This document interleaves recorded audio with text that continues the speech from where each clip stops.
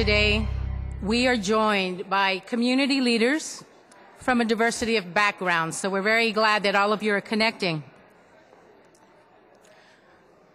We are here today because we were meant to be here today. And as the slide that you saw in front of you said, never doubt that a thoughtful, committed, small group of people can make a difference. It is really the only thing that ever does. And we always hold true to that.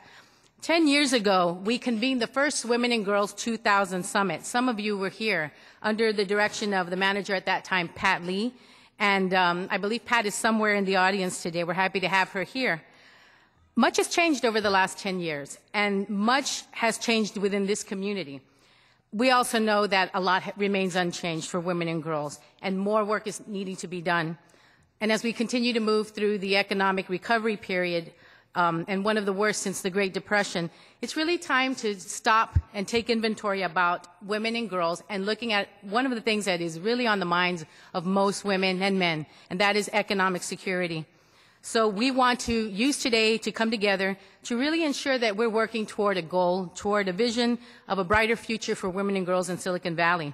So the way the day is going to flow is in between the presentations and the speakers and all the folks you're going to hear from, we're going to have community conversations. And this is your opportunity to really say your piece. If something we share with you, excites you, ticks you off, makes you think about things, you'll have time to really talk to each other and connect with each other about those things. So we're really excited that we can do that.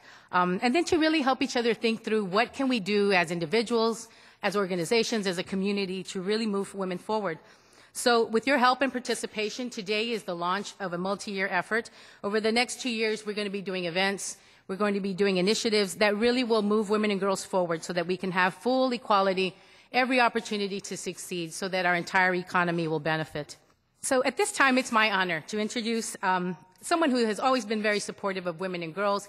He does a lot for us. He continues to send us articles, and we find things on our chair all the time about what we need to look at, focusing on the economy. So we really appreciate one article that he left for us that was titled Feminist Economics that he doesn't realize, but we actually read when you left that maybe a year and a half ago.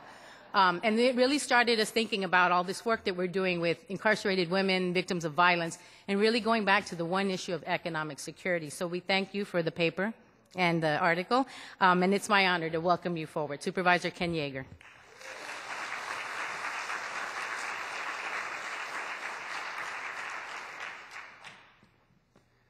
Well, thank you, Esther. It's great to be here. It's so important that we have these type of conferences, and we all have so much to learn.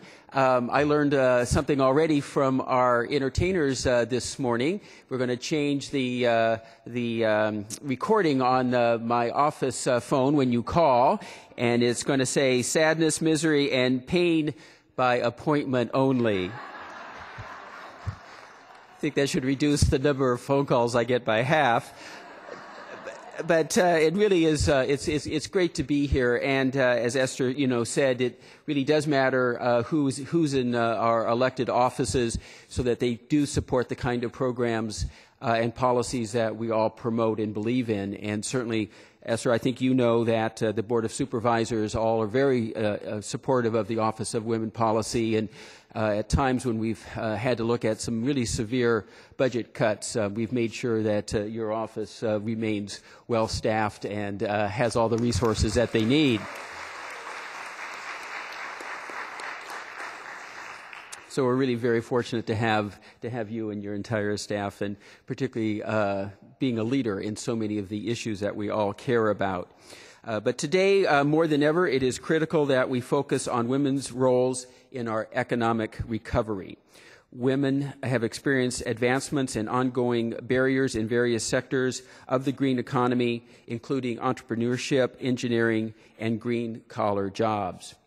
Women still face significant disadvantages in small businesses and entrepreneurship, including limited access to start-up capital, networks, and technical assistance, as well as a lack of opportunity to bid on competitive federal contracts. As clean tech businesses represent a significant source of growth in the new green economy, the demand for more science, technology, engineering, and math degree graduates will continue to increase.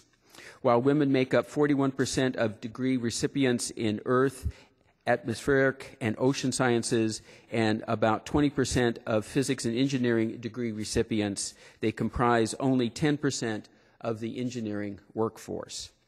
While green-collar jobs such as manufacturing, construction, and retrofitting continue to grow throughout the United States, women make up less than 3% of the workforce in some of these sectors of the green economy and remain underrepresented in green job training programs. In order for the U.S. to maintain a competitive edge in the global market and to meet the growing demands for labor, more must be done to move women into clean energy technology and engineering careers, and these efforts must include a focus on girls and K through 13 education. And so I ask you, what better place to start than at home, particularly in Silicon Valley? Silicon Valley is a global center for innovation and technology. In the last few years, the county of Santa Clara and its 15 cities have aggressively moved forward with an agenda to build a sustainable, energy-efficient economy and safe and healthy communities. Billions of dollars have flowed into Silicon Valley in the public, private, and non-governmental sectors with the purpose of reinvigorating our economy, creating jobs, and to create a well-trained and educated workforce to meet the demands of the new economy, which has emerged as a green economy. However, there are notable gaps for women that exist in this economy, which we must address in order to effectively leverage the economic power and contributions for women to advance our efforts in building a new economy that works for women and families. Today starts a conversation, an important conversation, so that we can set the agenda, be strategic, and ensure that Santa Clara County is a place where women and girls thrive. Each of you here are part of that solution. Enjoy your day. I know it's going to be a wonderful conference for all of us. Thank you.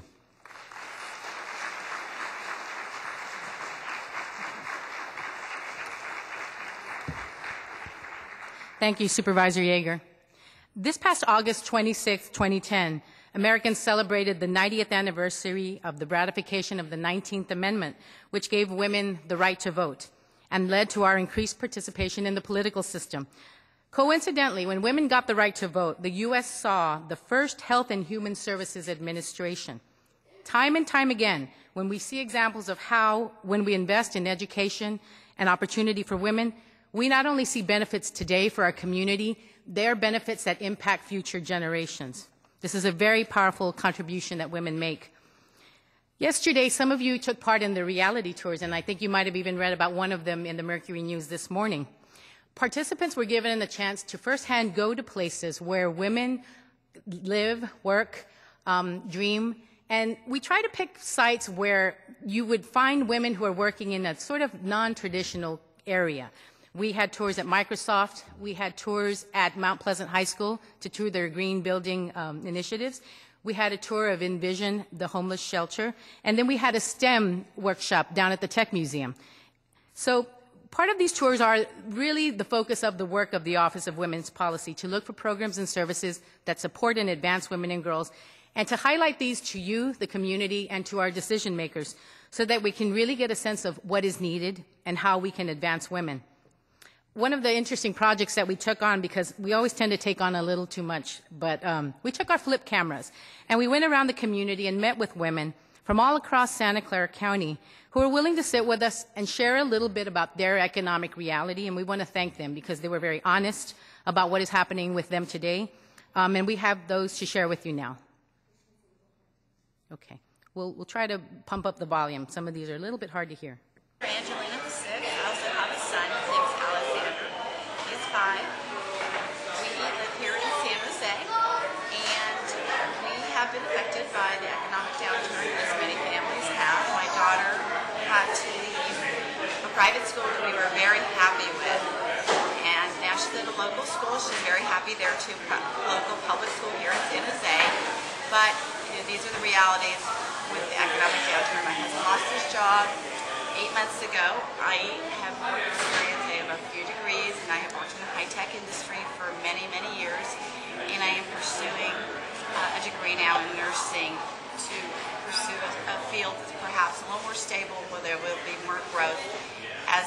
population is aging. But I may have to go back to work and stop school, stop taking classes because of the economic situation and for full-time work. If my husband doesn't find a job within the next 90 days, and he is actively looking for work, this economy has hurt a lot of people, individuals, and families.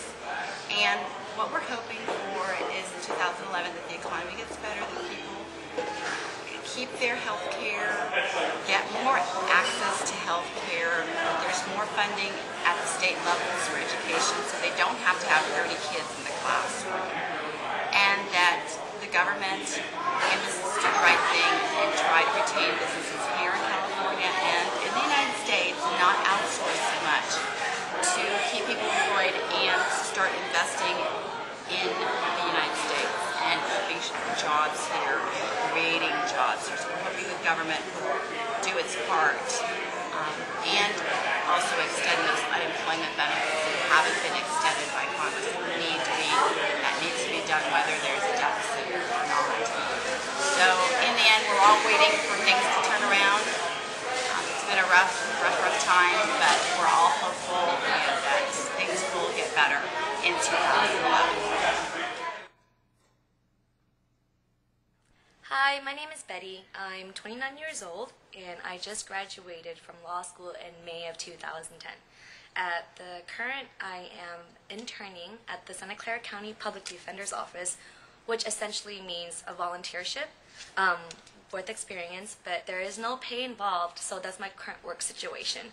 At the moment, I am living with my parents, and without my family, I don't know where I would be, working at the mall. But the reality of the situation is that after law school ended, the health benefits or the health insurance that I had through the school system ended. So right now I am without a safety net, like so many of my peers, without a job, without a safety net in terms of health insurance. And like I mentioned before, I'm living with my family. So if it wasn't for them, I really would hate to think where I would be. Thanks, Mom. And so a lot of the concerns that I have regarding the economic situation, same concerns that I share with many law school graduates. I mean, after all these years of paying your dues, putting in the work, especially coming from Eastside San Jose, they tell you to pursue your education, pursue your dreams, but then when you do, after reaching the finish line, there aren't those type of opportunities out there, especially for the type of work that I want to do. There are a lot of law students out there, law professionals who are focused on public interest, but as far as the work or projects to initiate that, it's just not there for our skill sets to be of use. But keep on trucking along, and in 2011 I hope to be continuing with the Public Defender's Office, and hopefully there'll be the adequate funding to hire more attorneys in the office to service the community. Thank you. Hi, my name is Suzanne. I'm 60 years old. I'm a single mom with a son in college. I'm a big business owner. I've had my own business since 1986. This has been the worst economy we have ever experienced. It's been very, very difficult for small businesses. 2 years ago, when Obama put out the new regulations that the SBA could only, they would do 90%, guarantee 90%, that banks would only have a 10% risk. Banks weren't interested. They are not interested in small business. They don't want to help us. So it's very difficult for small businesses to get any sort of financial help. As a small business owner, I've depleted my personal savings, and it's very difficult to be a 60-year-old and have nothing left. I'm now looking for work, but when they came out with the new guidelines for for fixing the deficit, and they said, let's raise the Social Security to 69. I can't even get hired when I'm 50. How am I supposed to find a job and work until I'm 69? That's just crazy. So I don't really know what we're supposed to do about this. I really feel that middle-aged women, of which I am one proudly, are the forgotten majority. We are not included in anybody's plans. Nobody is taking a look at our situation, and we're hurting. Every woman I know of my age group is hurting. But I hope that the economy is going to get better. Women have to be addressed. Our issues, our economic issues, are very different than men. But we all know that when women control the money, things get better. And I just read an article about that last night, which was very interesting. When you have women who make more money than the men do in their family standard of living usually goes up. So that's an important factor. Where I hope to be in 2011, happy, financially secure, and with my son still in college. Hi, my name's Gloria. I was born and raised here in Santa Clara Valley. I have been out of work since March of 2009. I have run out of unemployment. My partner, my spouse, and I, who live in this house with our 3 dogs and 3 cats, lost our house last year. And because I'm not getting unemployment anymore, I feel enormous stress. And so I had a heart problem this August, and then right after that I had gallbladder issues. So I have been in the hospital 3 times over the last 4 months.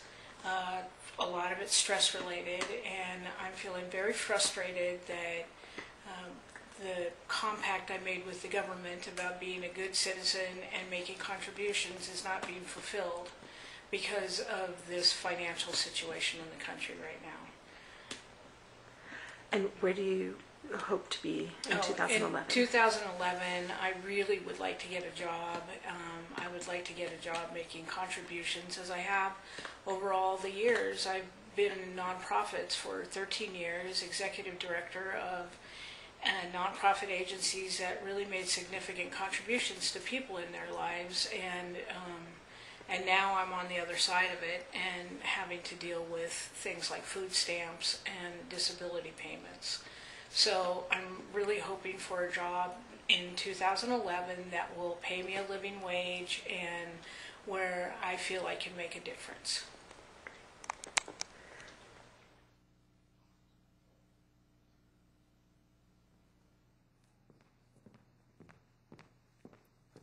We want to thank the women in this video for their honesty, because they too felt that it was important that people understand what is happening to women here in this area. So we want to applaud them for their testimony, for their story. So if we could thank them, because some of them are here today. There are many of us here who spend a lot of time in front of a computer, or we spend time creating policies that we hope work for people. And so it's really important to remember that behind all these policies and the numbers and the budgets, there are real people whose lives are being affected with every action or every inaction that we choose to do. Foreclosures, healthcare, economic insecurity, taking care of families, whether they're children or much older, these are the realities of what policy and budgets can do. These are moral documents, and I never really understood that term till I really started paying attention to what was happening to women all around me. But they really do reflect our community's priorities and those of the people that we put into office. We couldn't have this event if there wasn't some financial support, so we do want to sort of acknowledge all of the folks here that made that possible. One of the key sponsors, and I must say one of the sources of support that we've had really over the past few years, has been the Department of Labor Women's Bureau in Region 9. The Women's Bureau was created by law in 1920 to formulate standards and policies to promote the welfare of wage-earning women. The Women's Bureau develops policies and standards and conducts inquiries to safeguard the interests of working women and to advocate for their equality and economic security for themselves and for their family, and to promote quality work environments. So at this time, I'm really excited to introduce Jenny Irwin, the administrator of the Women's Bureau Region 9, who's going to share additional information about the Women's Bureau and introduce our keynote speaker for this morning.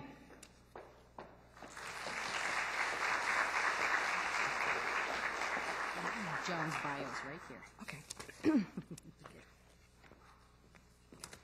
Thank you.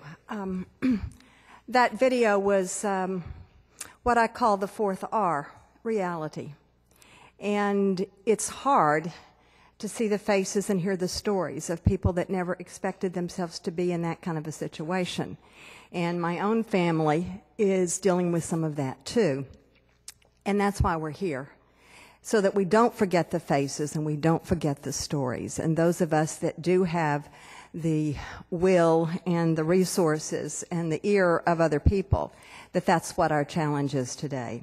So I am very excited about being here today to support this countywide initiative to ensure that women and girls are part of Silicon Valley's emerging green economy.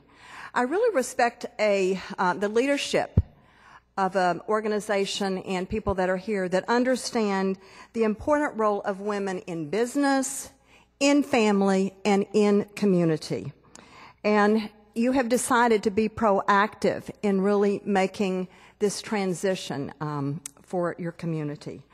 And it has an ongoing reputation. I came here 13 years ago, 12 years ago, and Silicon Valley has always had a reputation for innovation. And this summit is just another example of that creativity. What I say is that you are people with a purpose who act deliberately with amazing results. And we have a lot of challenges for us to be purposeful and deliberate so that we can have these results. So I really want to thank Esther and her planning team and all of the supporters that have been a part of this. And the question is, why is the Women's Bureau here today? Well, first, we have a long history of working on economic security issues for women. And Esther gave you a little bit about our history. And our history is 90 years old. And this year, on June the 5th, we started celebrating our anniversary of when we were started. And on your program, you will see one of the logos that is the Women's Bureau. And what looks like it is maybe a windmill, a multicolored windmill, is not a windmill. But it really represents the journey of women over the last 90 years to economic independence and security. And what those are collars. The pink collar is where women started. And believe it or not, that was a non-traditional job because most of the men were the clerks out of the military. So we have been there through pink collar, through blue collar, through white collar, as women have raised themselves through the ranks in terms of management, and now through green collar. And our theme is 90 years and still working. The other reason that we are here today is because of our long history with this organization. It was fondness that I was looking forward to coming down here because some of the first programs that I worked on when I came in 1999 was with the then new Office of Women's Advocacy. It had just started. And the first program we worked on, and I don't know if any of you were part of that, it was Women and Girls 2000 and Beyond, Strategies for Success. And that was followed up by Challenges of Working in the New Economy. And at that time, the new economy was technology. And we also worked with this office on equal pay. So from the very beginning, our agencies have shared common goals. The Secretary of Labor's vision is good jobs for everyone. Good jobs. And our vision is to empower all working women to achieve economic security. What is the reality today is that in 2/3 of the households, women are either the primary breadwinner or the co-breadwinner, and that is significant in terms of the impact on their families when they have those jobs and then when those jobs go missing too. So what is the Women's Bureau doing now to empower the economic security for women? I just want to tell you very briefly about some of these initiatives because these are resources that are available to you that can help frame, inform, and extend the conversation that we have today to make sure that women and girls in this county are not just surviving, but are thriving. So the first initiative that we're working on is fair pay. Do you realize that women still earn only 80% of men's wages? And we want to change that percentage. We're doing a special project with the Office of Women's Policy. There's a resource kit on equal pay that will be developed and distributed to the schools so the teachers, both at high school and college, can talk and teach about the wage gap and bring the reality about that. The second issue that we're working on right now is the issue of workplace flexibility. In March of this past year at the White House, the President and the First Lady put on the first national dialogue on workplace flexibility to really raise attention to the fact that flexibility is good across genders and generations. And it is a strategic business plan for the 21st century. So it is good on all different levels. And we're trying to get that message across, and we were asked to do meaning the Women's Bureau was asked to do additional events to support that dialogue. And we are doing one in Los Angeles sometime in 2011, and it is going to be on flexibility for hourly wage workers or low-wage workers. And so I'm asking you today, if any of you are interested in that topic and would be interested in participating or know groups that do, please get in touch with me. And then one of our staff, Cindy Sung, you want to hold up your hand or stand up, is our program analyst. Talk to either one of us and give us information, because this is a statewide regional event and we want there to be many voices. We'll be having employers that have extended those benefits and others who have other best practices, because we want to make this available to all workers. Another area that is really new for the Women's Bureau, but it is as poignant as the stories that we saw before I spoke, and that is the issue of women veterans who are homeless.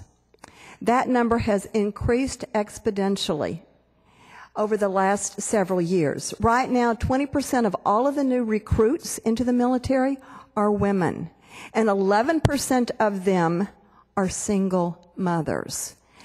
On any given night, there's about 107,000 homeless veterans, and about 6,000 of those are women. So what is it that the Women's Bureau is doing about that? This past fall, we had listening sessions in several states. California has the highest number of women veterans who are homeless. And so we did listening sessions because we wanted to hear firsthand what the issues were and what some solutions needed to be developed. And we did that. From that, we have put together a report. That report resulted in new funding through the Vets Agency, which is the Department of Education, Veterans Employment and Training Services, to focus primarily on women and their children. The other thing that we have done is conducted a female-only stand-down to have resources for women in the military, many who do not see themselves as veterans. And in California, our project developed a new guide called Trauma-Informed Care for women veterans experiencing homelessness. And that is going through clearance right now and will be available to really help agencies that serve homeless to know about the issues of trauma and how it impacts a person's ability to stay employed and reintegrate back into the civilian life. The fourth area, and it's kind of where we had our beginning conversation, but you know, as Esther and I talked, we realized that all of these areas are common to both of us, and we really want to make progress on that. But that's green, non-traditional, and the STEM careers. And our focus in this area is first to raise awareness, to expand training options, and also to promote recruitment and retention of women in green. What we have done on this front is that nationwide, we put on 30 roundtables where people from workforce development, advocacy groups, a very diverse audience came together to start talking about where are we now, what needs to happen. And that information has been very useful in several of our new products that we have come up with. The second thing we did was we funded 9 pilot training programs because there were programs out there for women, but they weren't focused on green. So we supported those that would expand and have a green training component. And then there were other programs that were green training programs, but they did not actively recruit women. And so that was the focus of that, is to understand and expand that. Those projects have finished, and now we're collecting the information, and we have a major research project that will be available in the spring about best practices and what we have learned about these training opportunities for women in green. We've also conducted webinars, and we have 7 fact sheets about different aspects of women in green, and all of these are on our website. If you didn't participate in that, you can listen to it, you can read the transcript. And our final product in green is one that I had hoped to launch today, but you know, we're a learning organization, and the clearance process has taken a little bit longer than we had hoped, but it will happen, and it actually was just taken down for clearance today. And that resource is called Why Green is Your Color, A Woman's Guide to a Sustainable Career. And as soon as that is available, I know you have everyone's email addresses, and hopefully there's a master list you can share with me. I will make sure that you know about that. I really encourage you to go on to our website, www.dol.gov/WB, and keep tuned in for the many resources that are out there. We have so much to accomplish today, and I'm really eager to be a part of this action agenda. What I have learned is when we collaborate, we open doors for learning, for growth, for innovation and success. And I feel a real sense of urgency to get started. So I'm going to conclude with the final line in Nicholas Kristof's and Cheryl Wooden's book, Half the Sky, Turning Oppression into Opportunity for Women Worldwide. I don't know if you're aware of that book, but it's a fabulous book. And this is the very last sentence, and to me, it's the charge for us today. Now let's get on with it and speed up the day when women truly hold up half of the sky. Thank you.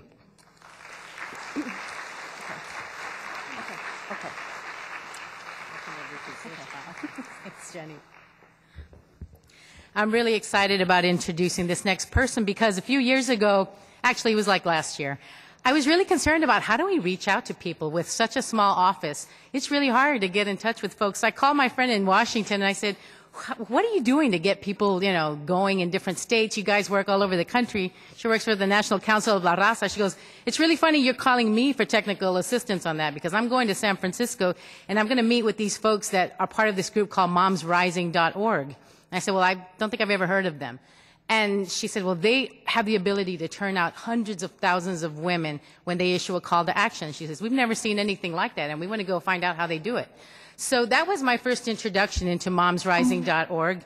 And I, began looking at the website and finding out more about our next speaker. And I was really turned on as a mom, as a woman, as somebody who is always also accountable for public funding and outcomes.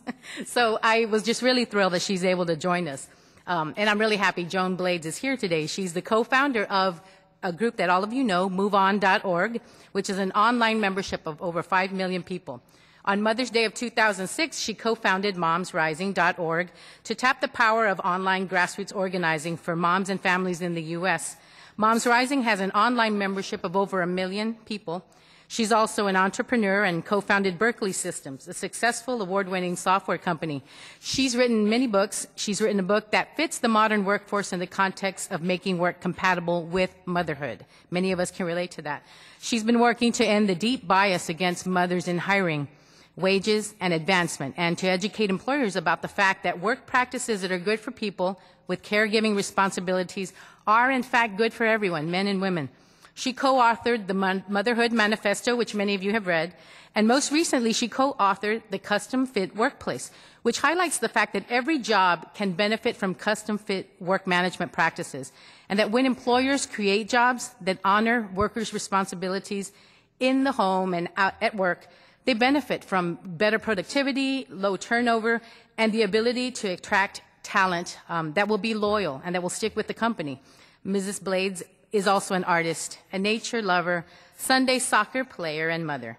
Please join me in welcoming Joan Blades.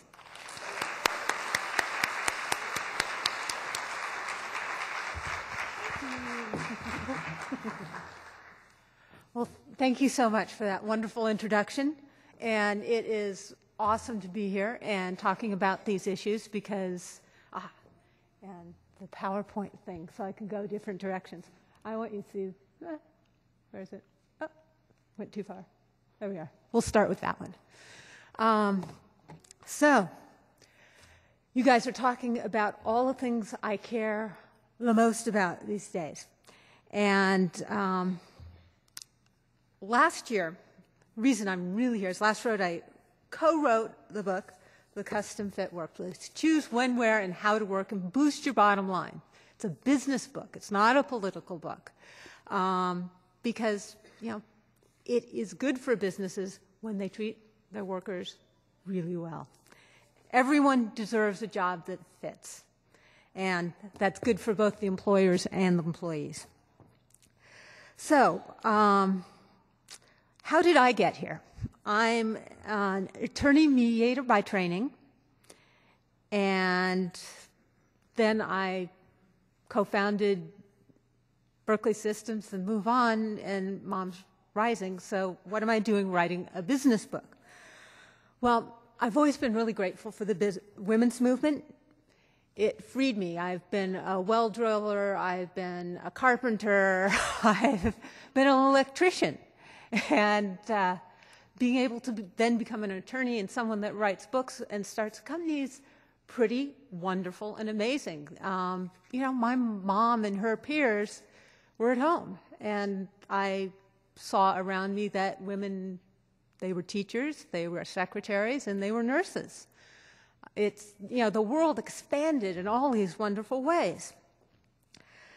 But then in the last few years, you know, I noticed a few things. For instance, when I started Berkeley Systems with Wes, we were peers. We were, you know, co-founders and equals. And then, you know, we had one of those startups which had, it was an attic startup where we had a door in the roof and our dog would look down at the people coming up the stairs. It was a little tiny thing, and it started growing and getting, we actually moved into a normal sized business space and started having people. And somewhere around then I had our first child. And within about a year or so, I was reporting to Wes, which, you know, didn't sit exactly the way, yeah, I'm a little ambitious, you know, that didn't feel really good, but it was our business and we kept going. But it's the sort of thing that just gave it a real personal aspect to these issues we're working on.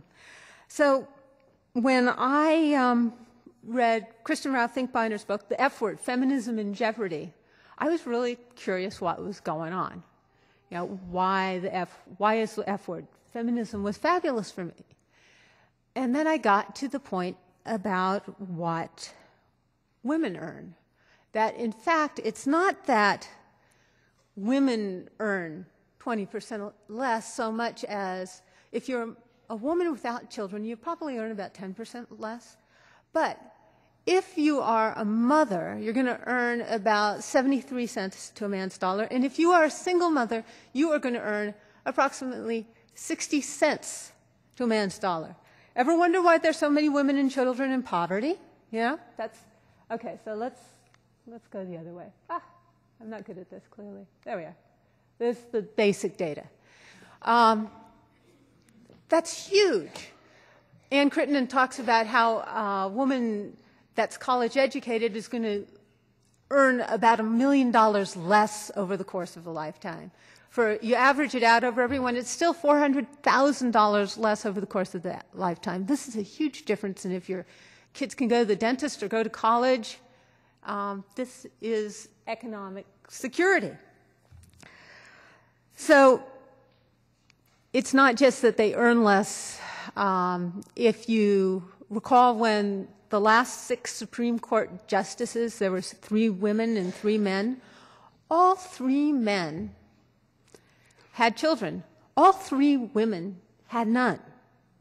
If you look at the Fortune 500, there are 15 women CEOs right now. 15. So that's even worse than our legislature, frankly, which is pretty darn bad, too. We haven't gotten to 20% yet. 30 years ago, I thought we were going places. I'm having problems with that perception right now. And I suspect some of you are, too. So there's a profound bias against mothers in hiring, wages, and advancement. 79% less likely to be offered a job if on your resume it somehow reveals that you're a mother. 79%? Can you imagine? That makes it way hard to get a job. So I started Moms Rising with Kristen. We started by writing a book. We wrote the Motherhood Manifesto, and then for Mother's Day, of course, I am an organizer, so 2006, we started Moms Rising. And we are working on the issues that make it really, really hard for women in this country. Now, really, you're only supposed to have about 3 issues to work on, but we had to use an acronym because there are just too many. We thought maybe mothers would be the acronym. So I'll just start at the top here. M, maternity leave, paid maternity leave. Out of over 173 countries worldwide, there are 4 that have no paid leave for new mothers. That's Papua New Guinea, Swaziland, Liberia, and, thank you, the United States of America. We all know our Sesame Street now. One of these countries is not like the others. What are we thinking? We're nuts.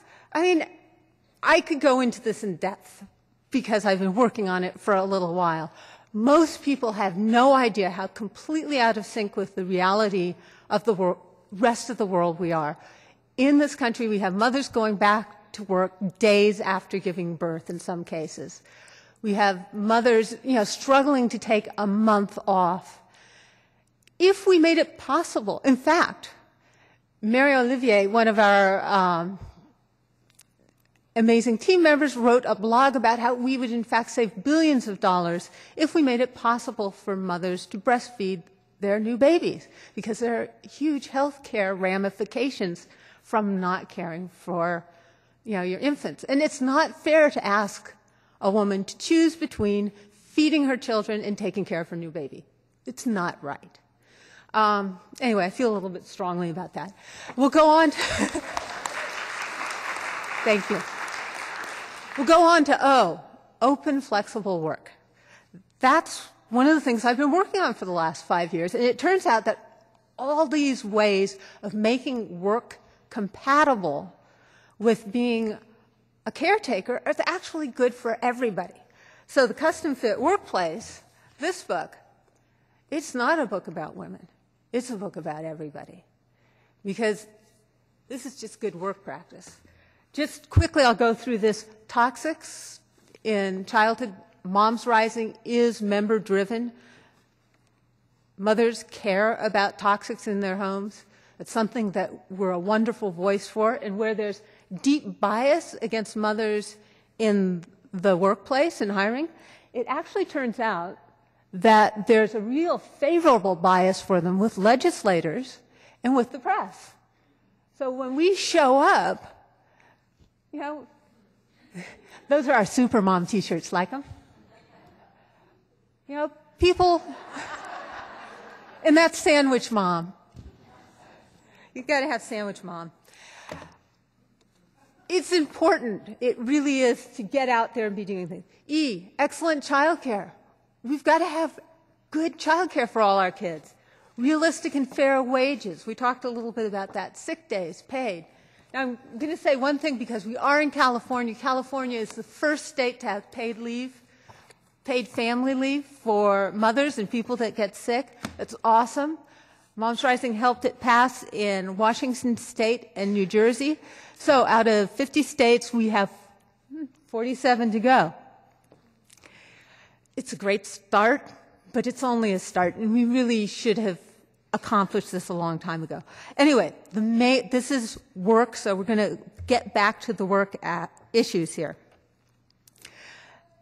It is exciting that there's so many good ways to make work compatible with people's lives. UCB has more women graduating with PhDs than men, yet on the tenure track, they had far more men.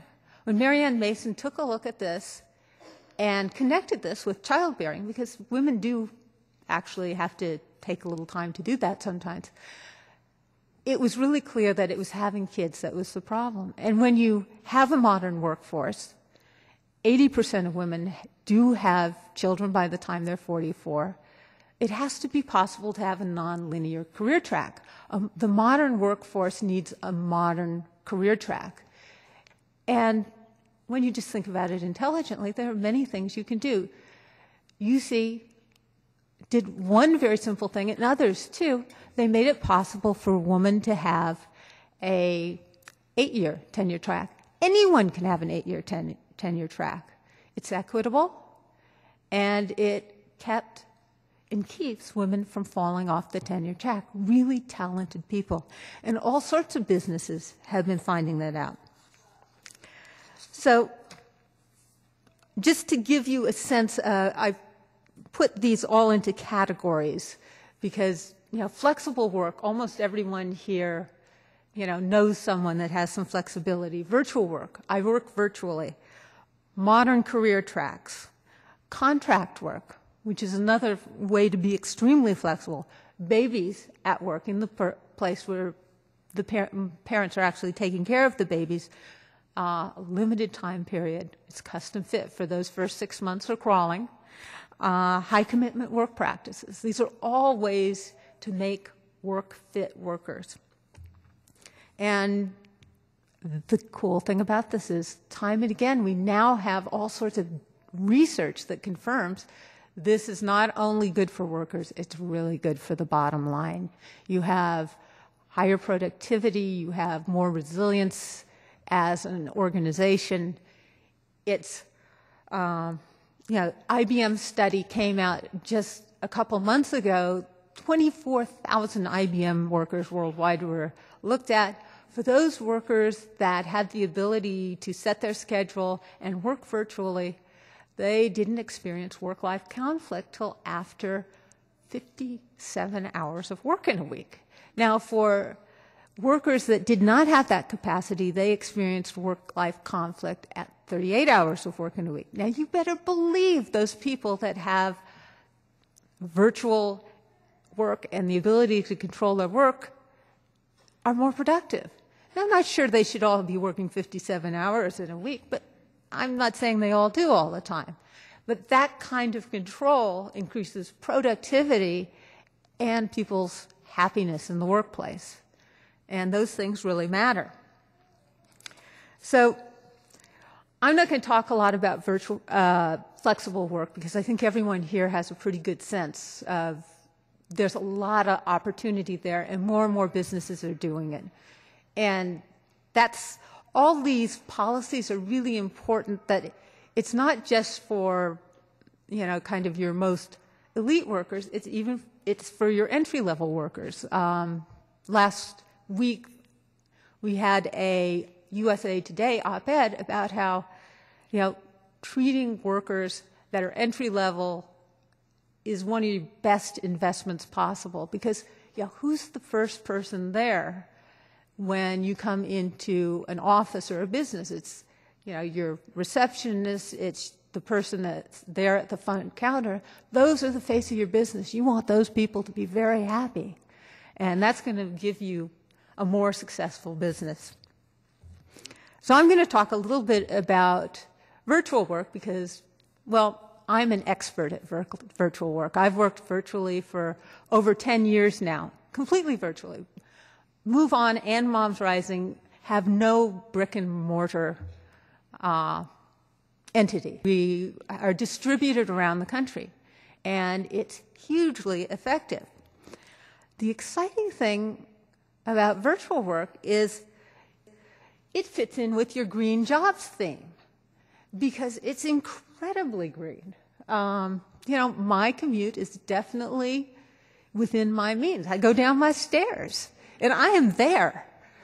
I don't crowd the freeways. I don't, there's no additional oil imported because of my work. And we've been able to do some really great work. But it's not just organizations that are doing organizing. AT&T New Jersey went entirely virtual for one division, and in the process, they saved $5 million in real estate costs. And they also gained $5 million in productivity. It's an opportunity that's laying on the table for so many folks. How many of you here work virtually? That's a really good compliment. Now, are any of you working for virtual organizations? There's Anita. We work together. That's Anita. Go talk to her later. And how many of you say work virtually half-time or more? Okay, that's pretty impressive for this growth. This is Silicon Valley. You guys are wild. The federal government, it turns out that their emergency plans have 60% of them have virtual work as a key component, yet under 10% of federal workers are working virtually. It's used some right now, but I would say it's dramatically underutilized. And I think one of the key reasons why is, change is very unnerving for a lot of people. And managers you'll hear say again and again, well, I need to be able to see that people are really working, people that are used to managing by walking about. Now, you and I know that having someone sit at a desk, look at a computer, isn't necessarily a certainty that they're working. And that, in fact, we have a lot more certainty of that when you have management practices that have a certain expectation of you accomplishing these things, and to not be tracking that way. But that's a leap that many people need help getting there. And so this is a place where I think we also need to be doing some organizing. And with Moms Rising, we're organizing on the political front for paid sick days and for paid family leave and childcare. But in the work world, here you have a win-win solution that doesn't require legislation, but what it does require is everybody in this room to help spread this understanding that we're going to be better off. I will say that chapter 2 of the book is just full of studies, because at this point there's some really compelling data that flexibility in virtual work make a dramatically good impact on the workplace. But that's something that the interesting thing is change. You would think with all of this good news that we'd like, easy, no problem. It's not. And I'm trying to better and better understand that. And that's one of the reasons I'm here talking to you. And in fact, as I tell you about this, I'm going to be asking you along the way to tell me back, And here, there, I should go to a future slide here. Ah, look at that, the Custom Fit Workplace. It's a website too. Gosh, wonder what happened. The book's a starting place, but we need to be sharing our stories. And I'm hoping very much that this is going to be a repository for our stories about how virtual work and babies at work and flexible work are working in different work environments. Because though every worker should have work that fits as best possible, clearly I'm not going to take my baby with me if I'm a fire person. And there are places where, time flexibility, if you have you have to be someplace, it may be a different kind of flexibility, allowing people to trade shifts. So you need to have the flexibility fit the situation, and we're learning about that. And as I talk about virtual work is fabulous for all sorts of people, and there are probably about 20% of people that really aren't very good at it. It's not the right environment for them. And so often you should go into these things, and you should have a pilot program so management doesn't get too worried, and to keep them comfortable and allow for the transitions to happen. Yet also we can be supporting each other along the way, learning from each other about how these practices make us all better at these things. So I'm also hoping some of you are writing questions, so that at the end of this I can also answer questions. So what else? I was talking about modern career tracks and structures. There are places like Deloitte & Touche has a lattice work.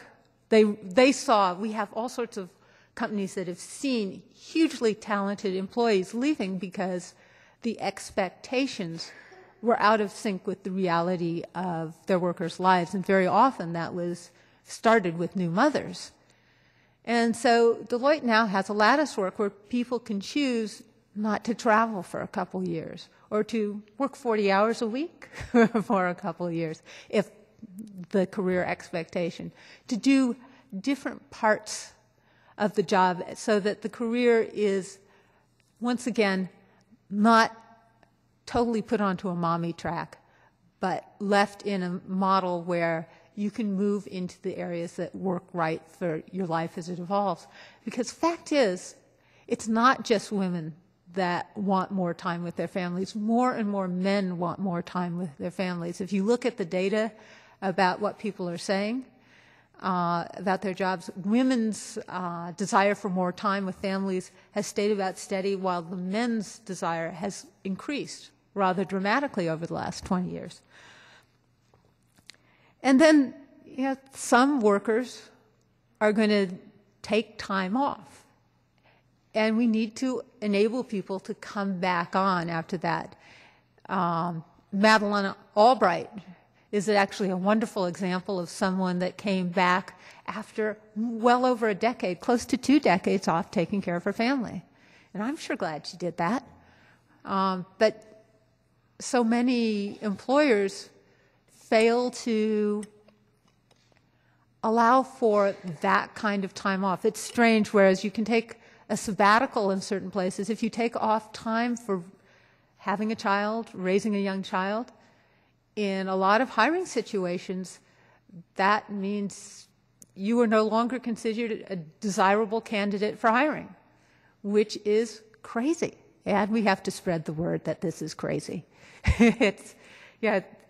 There's work culture, and, we have to be part of creating a new, better work culture. Then there's on-demand work. Silicon Valley, I think, has a lot of on-demand work going on. People that, maybe work for chunks of time and have time off. Now, there's, kind of the dark side of on-demand work also, with people that really want long-term jobs and employers not really being ready to hire. And that's a huge issue, but it can also be a space for people that want to keep their job skills current and don't want to have a full-time job. And it can be a very much of a win-win for employer and employees in that case. Often you find if, you can experiment with employees and employers, is this a good fit? It's more and more common. And in fact, whether we like it or not, I think it is predicted to be a growing part of the job market. Finally, I have to talk, well, not finally, I've got a few more things to say. But the Babies at Work program is probably the one least well known in this group. Does anyone here have a Babies at Work program in where they work? Okay. Well, I'm not surprised. Fact is, there are about 140 official Babies at Work program in the U.S., and they're going very well. And I see a baby up there. That baby is at work, and I like that. It's good. And very fascinated with what's being said, too, in a sleeping kind of fashion. But when Berkeley Systems was young, we had Babies at Work because, women have actually been taking babies to work for thousands of years. But we came to this point where the official workplace, babies didn't belong, we thought. Turns out they do very well at work in many kinds of situations. There are, retail, office, and certain other kinds of work situations where babies going along until they're crawling is okay. And if you have an official, a document that sets out the expectations, it's community building within a lot of companies. And I recognize that at Berkeley Systems, when we'd grown to a larger organization, had about 150 people, one of the women at work had a baby, stayed home for 3 months, came back, and she cried every day when she came to work for that first week because she'd left her baby. Leaving your baby at 3 months old, they're still really little, and it's hard. And it didn't occur to me that we could say, you can bring your baby to work until it's crawling. It just didn't occur to me because that's not done. So as I talk about these work culture issues, this book would have helped me if I'd just known I could do that. Opening up your mind to the issue is, what's the work that needs to get done? And let's not worry about how it's always been done. Let's think of what it really takes to get that work done in a way that's good for both the employer and the employee. Then I think one of my very favorite work practices is results-only work environment. How many people here are familiar with the results-only work environment? Results-only work environment, also known as ROW. This is a really... Best Buy did this experiment about 10 years ago where they totally eliminated keeping track of your time. All you had to do is get your work done. And it was a great experiment. It gradually transformed the whole non-retail part of the company into a results-only work environment. And in fact, a book was written, Why Work Sucks and What to Do About It, following that. And it has become an option for more and more organizations, but not embraced as broadly as it should be, because it is something that, once again, it's a huge change. It's taking a risk. But when you see that you're hemorrhaging, in many cases, really highly skilled workers, you start looking otherwise. And it's a very simple principle that you're not watching people's time, you're watching what they're doing. What is their job? If they get it done, they're doing a good job. And they can work from home, they can work from the Bahamas, they just have to get their work done. Gap has taken it on. Hennepin County has taken it on and has a 40% increase in productivity. Girl Scouts of America is working with this. It's a really fabulous way to transform some kinds of workplaces. Other kinds of workplaces may not fit for this. So in August, I went to another kind of high-performance workplace, HPWP, High Performance Workplace. It's a training for manufacturers. So I went to Texas to this Dr. Pepper Snapple plant where they were training managers. And it's essentially the principle that you have to trust your employees and support them in succeeding at their job. The common manufacturing plant is a command and control situation where discipline is the expected way of managing. Can you imagine what a transformation in company culture that is, to trust and empower? Most manufacturers have all their rules and regulations to catch the 5% of people that are, not people that really want to just do a good job. Instead, these companies are now saying, we're going to empower the 95% and we're going to get rid of the 5% that don't want to really be doing a fabulous job. It's tremendously successful, but it's a huge culture change. And I went to the training especially because I wanted to understand, seeing that it was so good in terms of productivity when implemented, why it was so hard to do. Well, for someone that is a manager and used to command and control, can you imagine how scary it is to transform your management style to trust and empower? That's a huge leap, but a wonderful one when we get there. So I sat down with 6 managers that had taken this HPWP training and asked them, okay, well, does it make a difference? Has it made a difference? And they told me about how now when employees see something that's not going right, they'll actually come and tell them that, this needs to be fixed and how to fix it. There's more laughing on the floor. And what moved me the most was one of the managers saying, I used to see all my drivers as just drivers. And now I see, with in each of these employees, there is a diamond. And he described going to church one Sunday and one of his drivers being there, dressed in a suit, with his family, a respected elder in that community. And what he communicated to me is that he just totally got it, that these people are his reports at work, but they are his peers outside of work.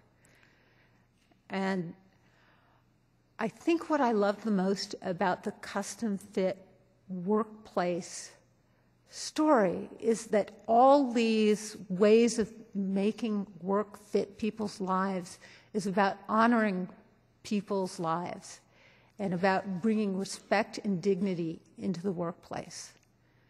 I can think of, no more powerful movement for getting us to where we want to go. So now what I want to do is watch my last year we had a Mother of the Year video. And it's one of the ways we do organizing is to just kind of bring people in. If you watch the track down at the bottom, you get some of the facts, but it was for Mother's Day, we had over 12 million people share this online, and it was one of the ways Moms Rising grew. So I thought you might appreciate seeing this, and I want you to figure out how we can do this for custom fit work, please, and then tell me.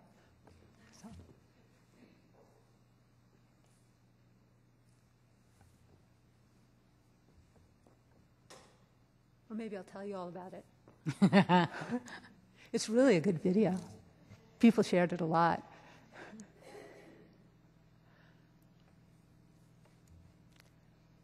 An icon, as the National Maternal Society awarded her the coveted 2009 Mother of the Year award. Our recipients' benevolent peacekeeping contributions also include selflessly contributing 52 hours of every day to people other than herself, initiating cleanup of toxic waste buildup in TV rooms and closets. Many celebrities also appeared last night to pay tribute. This included a soulful performance by Beyonce, who said that one day she hoped to be a mother just like our Mother of the Year, only much richer. And across the country, hundreds of thousands of fans also wanted to show this top-notch mom their gratitude and support. It's amazing how well she keeps everything together. I went to work yesterday with my briefcase full of Cheerios. As moms, we all find ourselves at some time or another half-dressed, torso submerged in yesterday's garbage, looking for a retainer that costs more than renting an apartment, just wondering, holy God, how did I get here?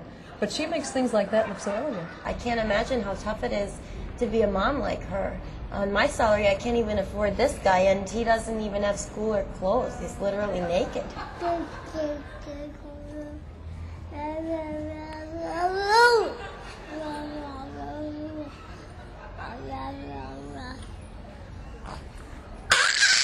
There were, however, a few people who were disappointed by the announcement, but President Obama was not one of them. He made a special effort to congratulate the nation's favorite mom. We are proud of you. You are carrying on a vital task. Man, she puts my mom to shame.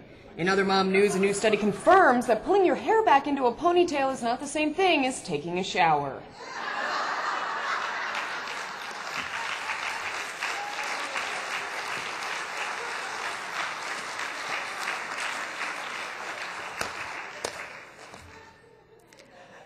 So, any questions?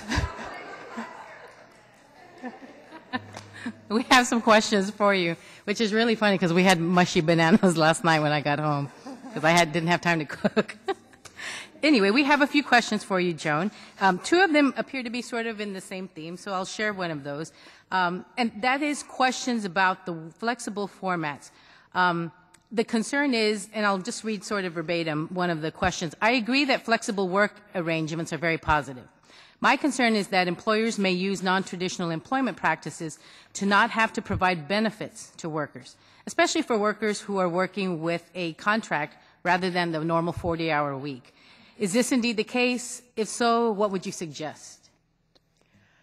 Okay. Yeah, flexibility has that was the dark side of the on-demand work. Part is contract work. A lot of people would rather have full-time employment, and employers are finding that they're very anxious, or they are just, not willing to hire, and that's unfortunate.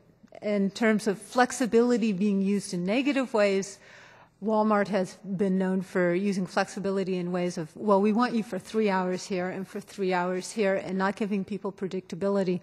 One of the things I respect deeply about Costco is they not only pay their low-wage workers a reasonable starting salary, and you can, have a career track starting from the entry-level position at Costco. Also, for an hourly worker at Costco, they give them a week's notice, because if you have caregiving responsibilities, you need to arrange for, that care to be taken. What we're saying is necessary is to really have good work and employees. Costco's turnover is very low. Costco's more profitable, than Sam's Club, which pays a lower wage and does not, and is the most sincere. Thousands of dollars more profitable per employees. So I'm arguing very strongly, and I hope you are going to be arguing very strongly after this too, that when you really treat workers well, your turnover goes down, your productivity goes up, your customers are happier because they're being greeted by people that really like being there, that are part of the team. Everybody in an organization should feel like part of the team. Nobody should feel disposable. It offends me deeply that in this country we have employers that seem to think that some of their workers are disposable. Nobody is. It's not acceptable. Our next question is about small business. And the question is, how do small businesses and nonprofits adapt the models and flexible policies of large companies like AT&T and Deloitte? where there may be some redundancy in positions or functions. So what does that look like for a smaller company with less people?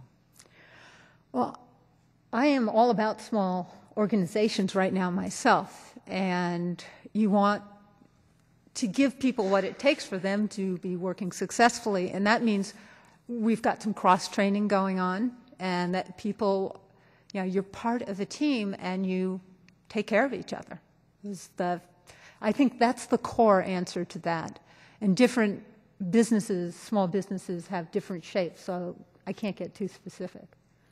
There are two comments, and they were folks that weren't expecting a reply, but one of them was just sort of wanting to know more about how some of these programs can be extended to low-wage workers and low-wage immigrant workers. Have you looked at low-income women's jobs and immigrant or undocumented workers? So they're not expecting a response. Okay. What I can say is the best book out there that looks specifically at entry-level workers, Profit at the Bottom of the Ladder, came out this year also. Wonderful book by Jody Heyman. And she just goes through all sorts of ways that companies are doing really well because they're treating their entry-level employees well.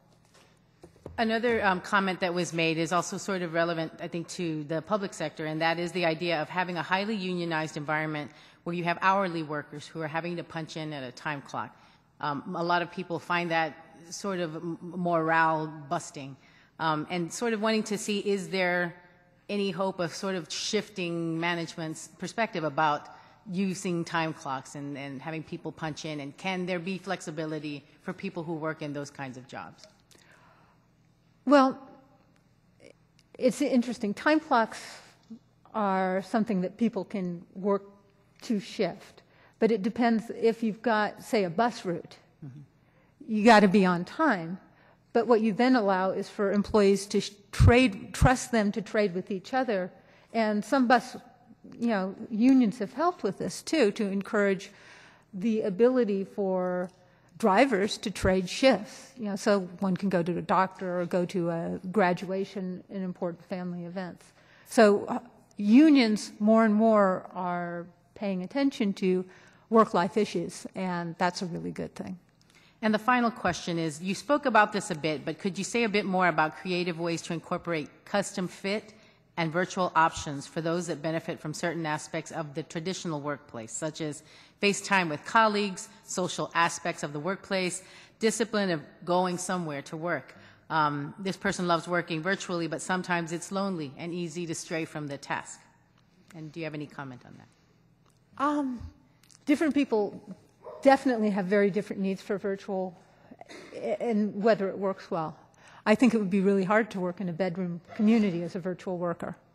I think you need to have a community around you. There are now places like, and I know the Cubes and Crayons version because of Moms Rising, but workspaces that are not at home and you share the office equipment and maybe the conferencing equipment, if it's a really good one, yet you're not working together as a company. So there are things evolving, and I really think we are only beginning to figure this out. We're starting to look intelligently at this and go, maybe we're a little different as a workforce than we used to be, and we need to treat it differently. So, thank you.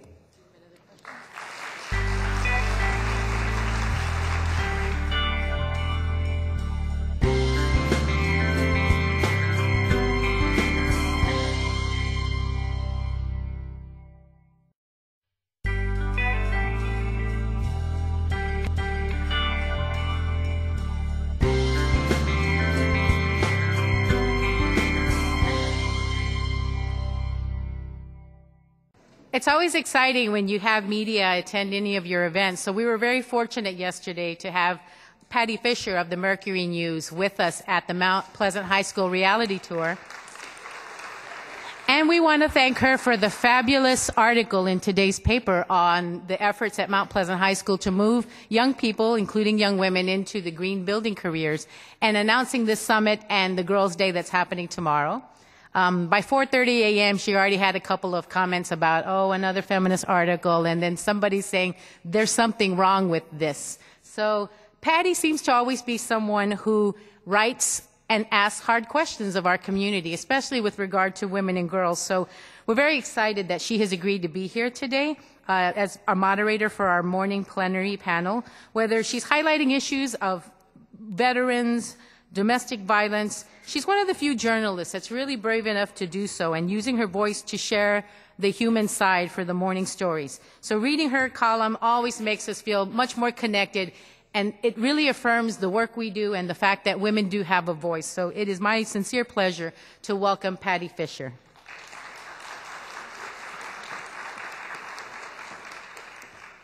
Thank you, Esther. That was really very sweet. Thank you.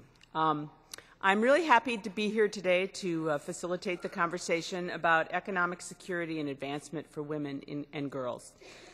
As you know, over the last quarter century, women have emerged as a powerful political force as voters and as elected officials, and research by the Women's Economic Security Campaign shows that this has improved economic security for women.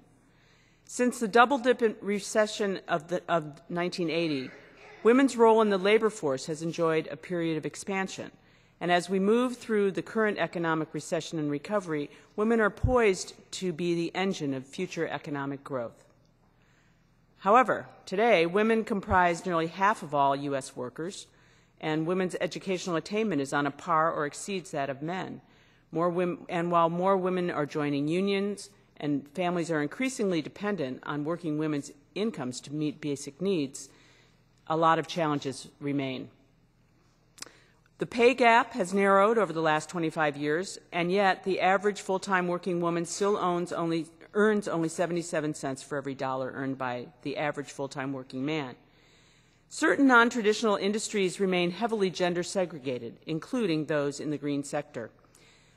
According to a recent survey, there are 500,000 green jobs in California. But here's where they are. The manufacturing sector is the leading employer, and followed by construction and scientific and technical services administration and waste management and remediation services. Now, those aren't exactly typical women's jobs. So in light of the significant focus and investment on the growing green sector, we want to take time to share different perspectives about the new economy in Silicon Valley and what this means for women in terms of opportunity and advancement. And we have a great panel for you. We have with us Carl Guardino, President and CEO of the Silicon Valley Leadership Group, to help us better understand the new economy of Silicon Valley and provide us with a definition of the green economy. Also with us is Maureen Bjornsrud, CEO of the Bay Area Women's Sports Initiative, one of my favorite people, and to talk about Title IX and the progress made for women since its passage in the area of science, technology, engineering, mathematics, and sports. And finally, we're also joined today by Dr. Lynn Shaw, who as a former miner, steel worker, longshore worker, and journey-level electrician has firsthand insight into how non-traditional careers, including those in the green sector, offer new opportunities for women to advance and gain greater economic security. We'll hear from each of these three presenters, and as you listen, if you have questions or comments, fill out the cards that I think you have, right? And there's someone who can pass them out to you. Be sure to put your email address on it so that we can get back to you afterwards, and just hold it up and someone will come and get it, and hopefully we'll have time for some questions. Our first speaker is Carl Guardino. Carl is one of Silicon Valley's most distinguished business and community leaders, and he's the president and CEO of Silicon Valley Leadership Group, a public policy trade association that represents more than 300 of Silicon Valley's most respected companies. In February 2007, Governor Arnold Schwarzenegger appointed Guardino to a 4-year term on the California Transportation Commission. He also serves on numerous other boards and is actively involved in a wide range of community organizations and projects. In the year 2000, my newspaper, the San Jose Mercury News, named him one of the 5 most powerful people in Silicon Valley. So it must be true. Carl has been the chief executive of the leadership group since 1977, and before that he was a vice president. And in between, he held an executive position in governmental affairs with Hewlett-Packard. Earlier, he spent 6 years on the staff of Central Valley Assemblyman Rusty Reyes, the last 3 as his chief assistant. Known throughout the region as a consensus builder, Carl has championed a number of important issues, especially in the areas of transportation, housing, and transportation, housing, and education. So please welcome Carl Guardino.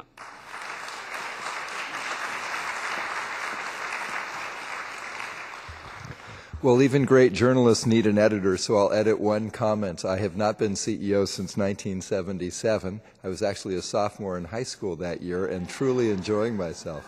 But I did come on, no, that's okay, but I did come on in 1996. Otherwise, you'd think, wow, is he really 70? He looks pretty good. It is truly a delight to be with you today. Thank you for the kind invitation. I do want to start, though, with a gift.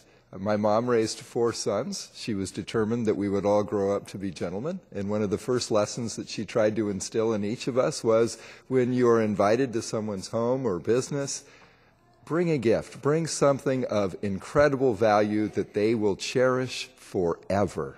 And I have done that today with a copy of our most recent CEO survey and projections report.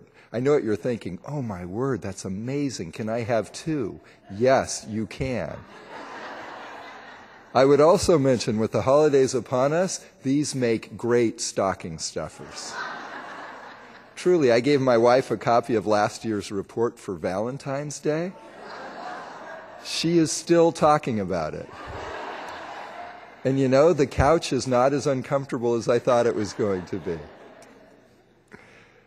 We are honored to be here. My colleague Galen is helping on one side to pass those out, and 2 women from the conference on the other side. And if I can figure out this clicker. Oh.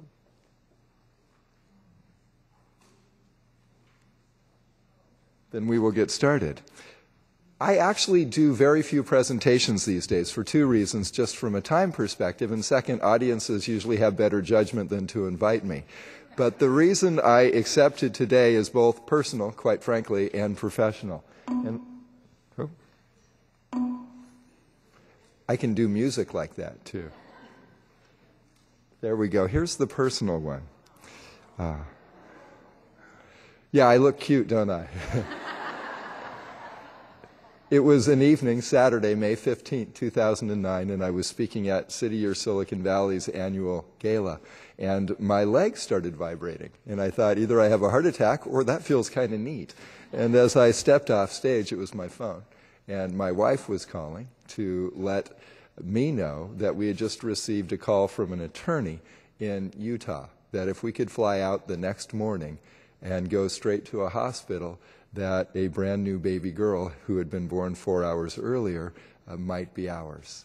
So we dropped everything, flew to Utah, drove to Ogden, walked in, met the birth mom, everyone cried, and the next morning at 36 hours old, we were able to walk out with Sienna Alexandra Guardino. And thank you. Thank you.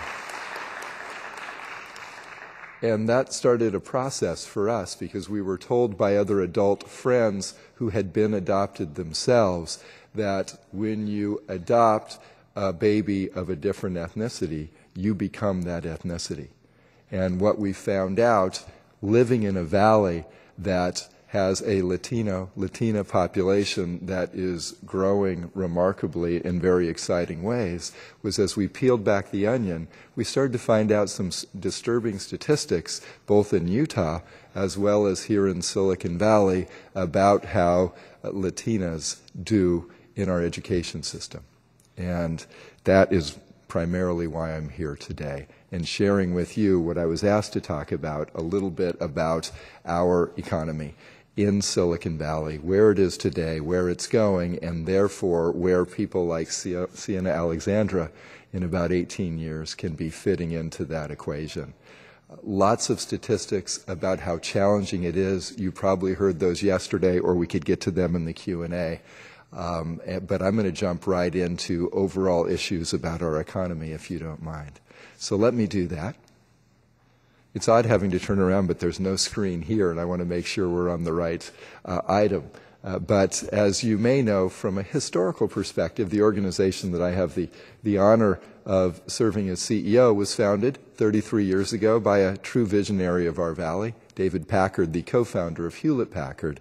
And when he was asked by journalists, why does someone like David Packard need a group, and why are you involved in the community, this was his thoughtful response.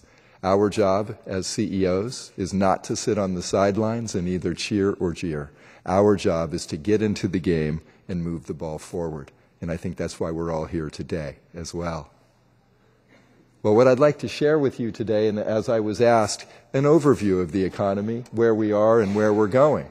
As you know, Silicon Valley is about 2.4 million people, about 1 million jobs, roughly 7,200 high-tech firms, another 1,800 biotech firms, but we're still lagging, even though it's improved slightly, with an unemployment rate in Silicon Valley of about 10.6%. We do, for the past 7 years, and we're about to go out in the field next week with year 8, an annual survey of CEOs. Last year we had our most robust response. 153 CEOs filled it out. Doesn't sound very large in terms of the size, but those 153 CEOs alone have combined annual global revenue exceeding $1.7 trillion. We also released, and you have a copy of it, no, forgive me, you only have the main CEO survey, but we also released a supplemental survey of 304 venture-backed innovation economy startup CEOs, and that had amazing value in terms of where our economy is going with those innovation economy companies, and it's on our website. But let's talk job growth, and it's been fascinating to see this pan out as true. It was a positive message. This was last January, and the CEOs said for the balance of 2010, so now we can look back and see that it was true, by a 3-to-1 ratio, the CEOs saw more job growth within their industry cluster. By a 7-to-1 ratio, they were bullish about job growth within their own companies, and we're seeing that. Well, I'm not going to depress you today. We're actually going to celebrate some of Silicon Valley's strengths. There are reasons why waves of innovation continue to break on the shores of Silicon Valley. It's not by happenstance. It's because of some of these strengths. And I have time today to quickly list 6: talent, technology, temperament, training, treasure, and temperature. And I hope you appreciate the 6 because I stayed up all night trying to figure out the alliteration for these items. So let's jump right in with talent. The diversity of Silicon Valley is what unites us and gives us strength. 53% of the engineers fueling innovation economy companies in Silicon Valley are foreign-born. More than 50% of our CEOs and founders of companies today are foreign-born.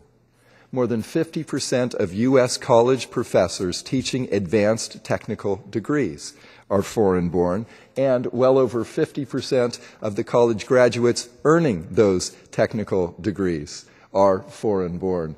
And 51.2% of U.S. full-time workforce are women, and more than half of U.S. college graduates are women. That first statistic on women, it was 49.9% until March 1st of last year. That was the tipping point. And it's already continuing to gather momentum. So the talent we have, women and men of people all over the world, are a strength of the Valley. The examples are endless. A few that I would mention: Hannah Kane, the energetic CEO of Elam; Sangeeta Verma, an innovation economy startup CEO at TAG; Sergey Brin; Andrew Grove; Jerry Yang. The list is endless, and they're fueling our economy.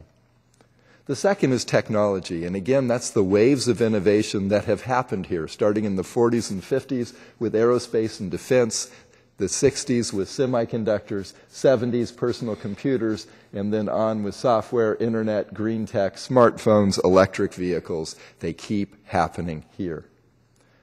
The third is a mindset.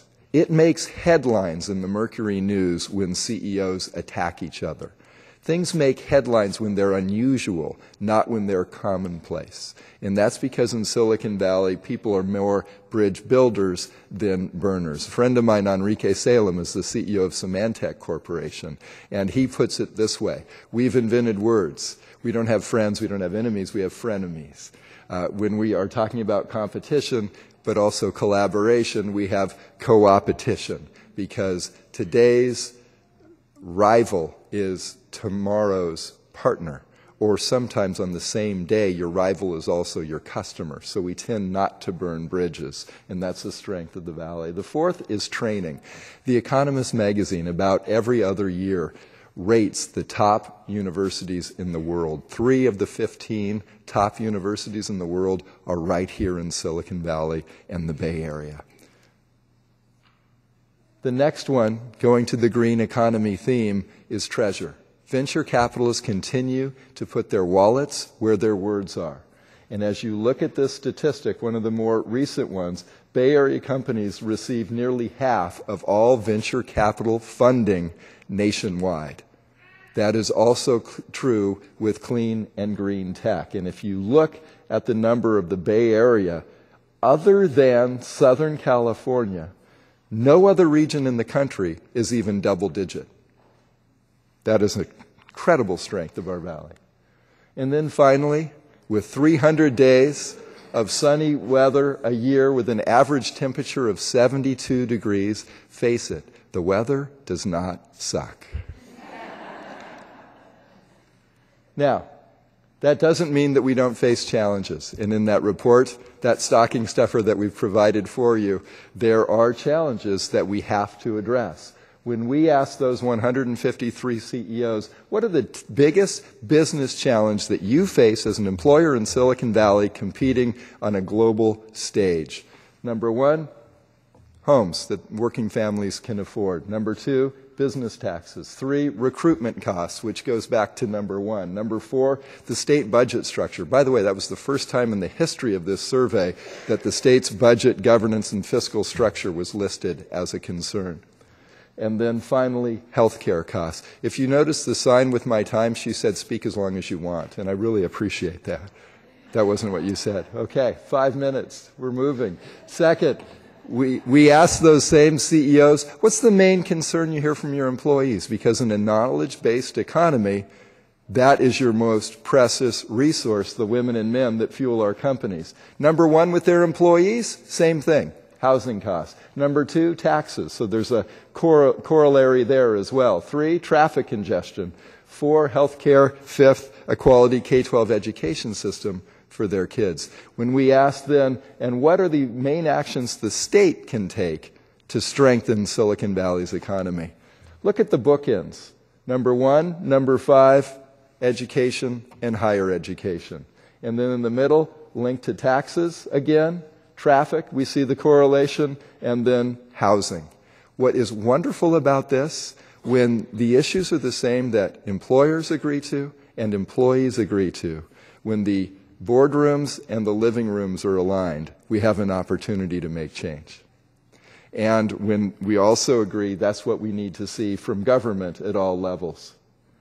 I'm going to have to skip through some of the solutions because I want to be respectful of time.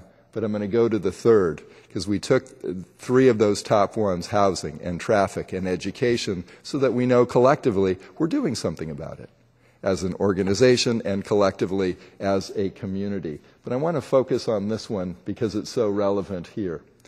For the past 3 years, we've tried something that we hope is adding value. It's a math initiative for K-8 teachers in our poorest performing schools, which also correlate to schools with poor children, and it correlates overwhelmingly to kids of color. And what we have tried to do is provide 80 hours of intense math content instruction to those teachers who rarely get these opportunities, and their students who rarely catch a break, being the beneficiaries of those teachers' increased knowledge. And it has been fascinating. What you value, you measure. At the beginning of the 80 hours, we measure how these teachers do on a math test. On average, really fine people who don't know the subject matter. In California, you need one math class to get your multiple subject credential. And yet you're supposed to be able to teach all the way up to Algebra 1, statistics, etc., on one math class. Again, fine people, but don't have the knowledge base. So when we tested them, beginning of 80 hours, average test score, 64%. When I was in school, that was an F. I know, because I saw that number a lot. End of 80 hours, 87%. B plus, A minus. And when you know something, you can teach it better. And you can be passionate about it. And that's how we're trying to equip these teachers to go back in groups of 30 to 150 a year in terms of their student population to teach our kids. We've trained about 200 teachers in the first 3 years. We are going to train another 100 alone this coming summer.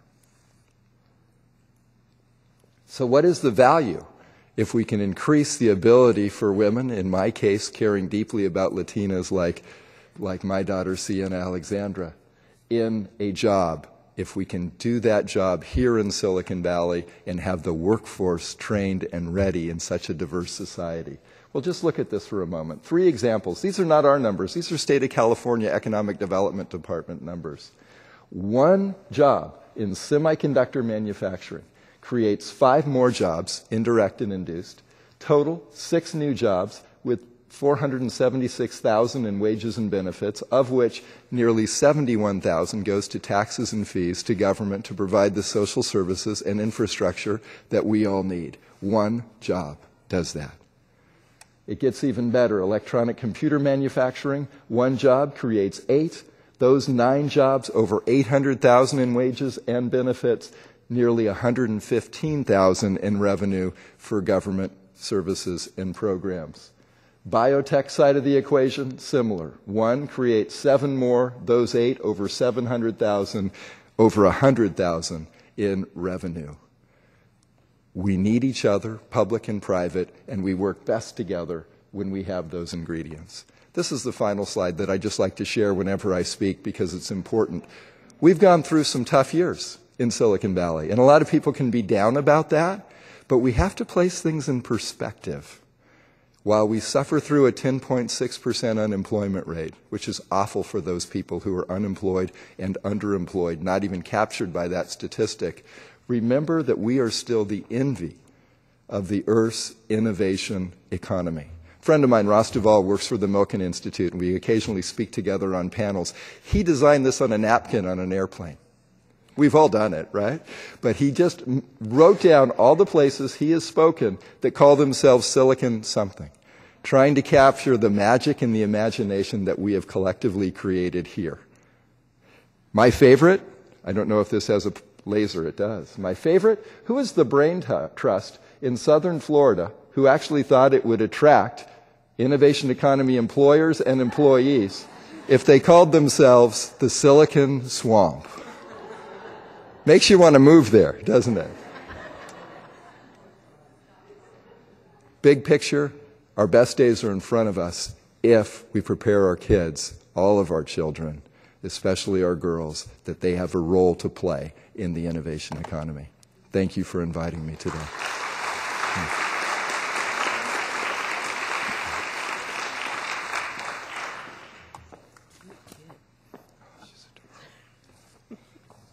Thank you, Carl.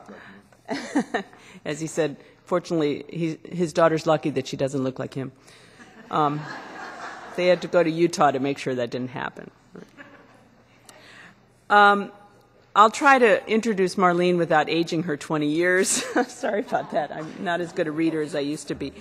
Marlene Bjornsrud has more than 30 years' experience in managing profit work and was previously general manager of the San Jose Cyber Rays, which I was a great fan of, the women's professional soccer team, overseeing all business operations of the organization.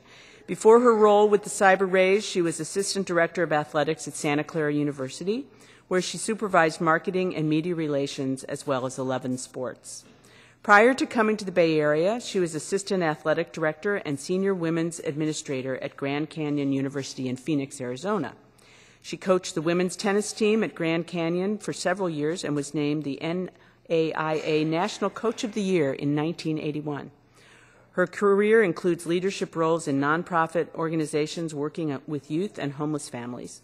Marlene is co-founder of the Bay Area Women's Sports Initiative, BOSSY, and is here today to share with us the impact of Title IX on equity for women and girls in education.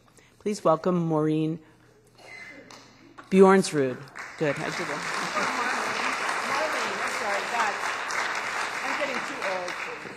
We're very close friends. That's why I'm Maureen instead of Marlene. But that's okay. That's all right. You know, it's hard to imagine that only 38 years ago, young women were often not admitted to colleges and universities. Athletic scholarships were reserved for men only. And in PE, girls learned square dancing instead of sports. Are any of you in that realm? Do you remember square dancing? Yes, thank you. Yes. You don't have to be aged 20 years by Patty to remember those things.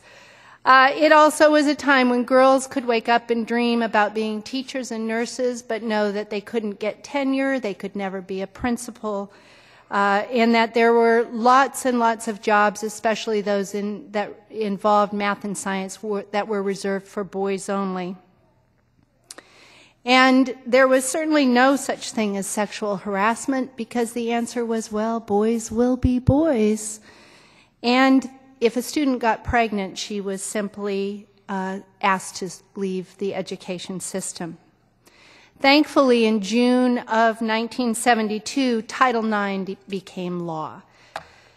And that's because wonderful Congresswoman Patsy Mink, who had had a tough time getting admitted to any college that she tried to, finally persisted and got through, but wanted to make sure that never again would a young girl or woman be discriminated in the education system based on her gender. Now, if you think 30 years have passed and so everything's just great in the world of Title IX and every university and high school is complying fully, then think again. Because 38 years later, we still have to go to take lawsuits to get action. Congress is still having to beg, in many instances, that Title IX would be implemented. And we still have miles and miles to go. Title IX is a 37-word law. It says, no person in the United States shall, on the basis of sex, be excluded from participation in, be denied the benefits of, or be subjected to discrimination under any education program or activity receiving financial assistance. It covers nearly all colleges and universities and high schools. The public face of Title IX has very much become athletics for a number of reasons. But before and I really don't want to talk just about athletics, but also women and our opportunities in STEM careers. But before I talk to you in a little bit of Title IX 101, to understand the elements under which we are protected under the law, I would like to ask that if you are a woman, would you raise your hand? Carl, your hand's down. That's good. If you are a man who has a daughter, would you raise your hand? If you are a man who doesn't have a daughter but you know a girl, would you raise your hand? Thank you. Then everyone in this room has reason to understand and know about every element of Title IX. And I would like to ask that you write these down. I didn't prepare a PowerPoint because I don't know how.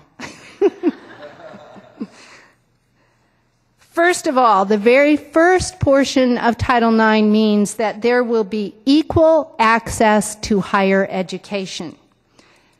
And certainly there's been progress. There is now less sex discrimination, especially in admission standards.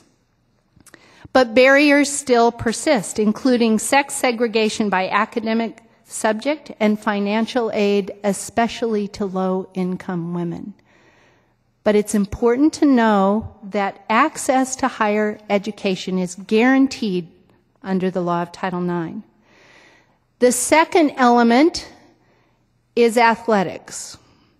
Now, we have made great progress. Women and girls have way more participation opportunities, as well as scholarships and funding for their teams. But there is a misperception that women's athletics has made it and is fully equal. Participation in women's sports at the collegiate level has increased by 456% in the 38 years since Title IX was enacted.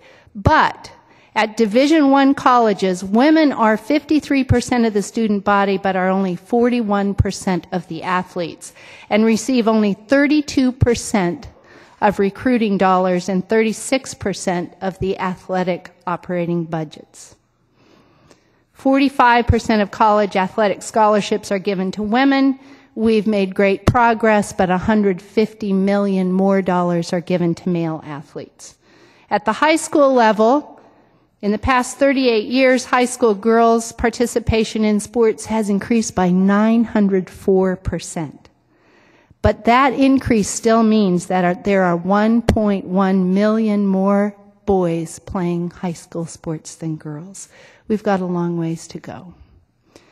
The third piece that is protected, the third element that's protected under Title IX is career education. Schools can no longer legally shut their doors to non-traditional career training on the basis of gender.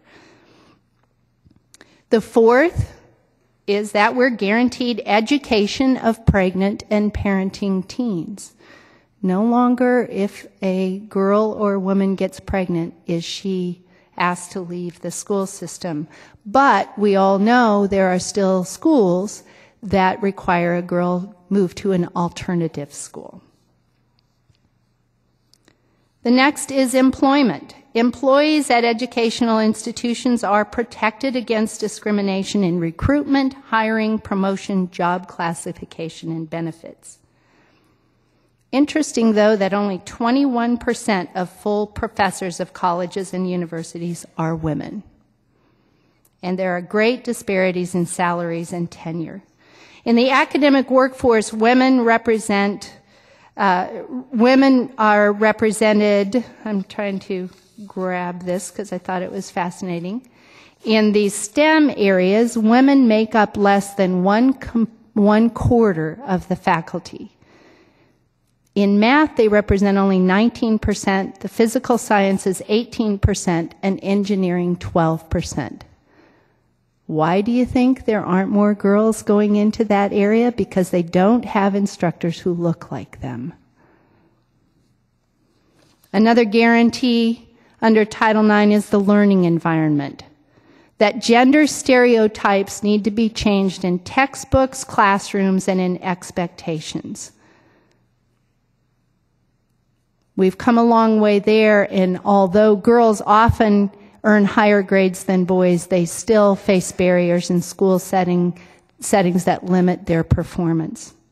In math and science, that is a protected area under Title IX. A gender gap still exists in math and science education, but more females are joining math and science clubs and taking AP classes. But women still receive less than 50% of bachelor's degrees and only 25% of the doctoral degrees in math and science, and only 12% in engineering. Another protection is sexual harassment. The Supreme Court recently confirmed that schools have an obligation to address sexual harassment in their institutions. But 80% of students continue to experience some form of sexual harassment, and more than 25% experience it often. There's a protection in standardized testing, which don't get me going on that because I hate it. Experts acknowledge that test scores are affected by the kinds of questions and how they are asked, and this is an area that has some gender discrimination in it. Another protection is in technology. Because girls take more math and science classes now, they can participate in an increasingly technological society. But again, women are receiving only a small number of degrees in the STEM fields.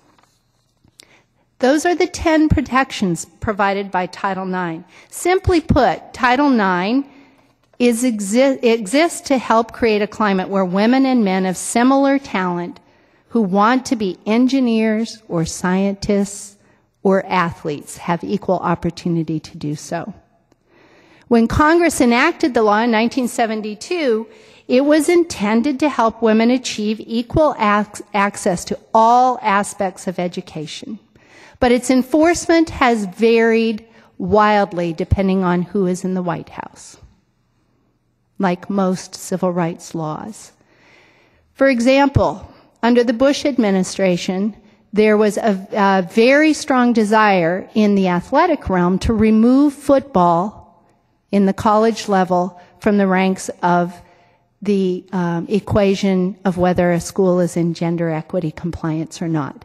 The desire was literally to take college football and say, you can spend as much as you want and you can have as many participants as you want because you're not part of the equation anymore. It doesn't matter. Only all the other sports have to be figured into the equation. Fortunately, the women's sports community, along with AAUW, the National Women's Law Center, and others, very aggressively mobilized and organized to make absolutely certain that that did not pass. Same in the STEM world. There has had to be an act of Congress to say we are going to now forcefully oversee that no institution is discriminating in the science and math careers and in faculty hiring and all those other areas. What I want to just express about Title IX is that there are so many misconceptions out there about what the law protects and what the law doesn't protect. And there is a conscious effort on the part of some to make sure that Title IX and the knowledge of Title IX stays in the dark. There was an effort by AAUW and others to put a Title IX, Your Rights Under Title IX poster, a small poster, in every high school locker room in the state. It was vetoed. It went through the state. It was vetoed by our governor because of cost. I would say there was something much bigger than that. I think if women and girls stay in the dark, then we will continue to allow those who say we're not interested in the STEM careers, we're not interested in sports, we'll continue to allow them to have power in those kind of statements. There are just a couple things that I think every single person in this room can do to make a difference in making sure that Title IX is being implemented in our high schools and our universities. Number one, be vigilant about the law. Do everything in your power to know and understand every element of the law and watch to see if it is being implemented in your high schools and your universities. Don't be asleep on this. Secondly, be a role model. If you're in a STEM career, or if you are an athlete, or a woman in business, or a woman in anything, you owe it to be a role model to every little girl who comes in contact with you.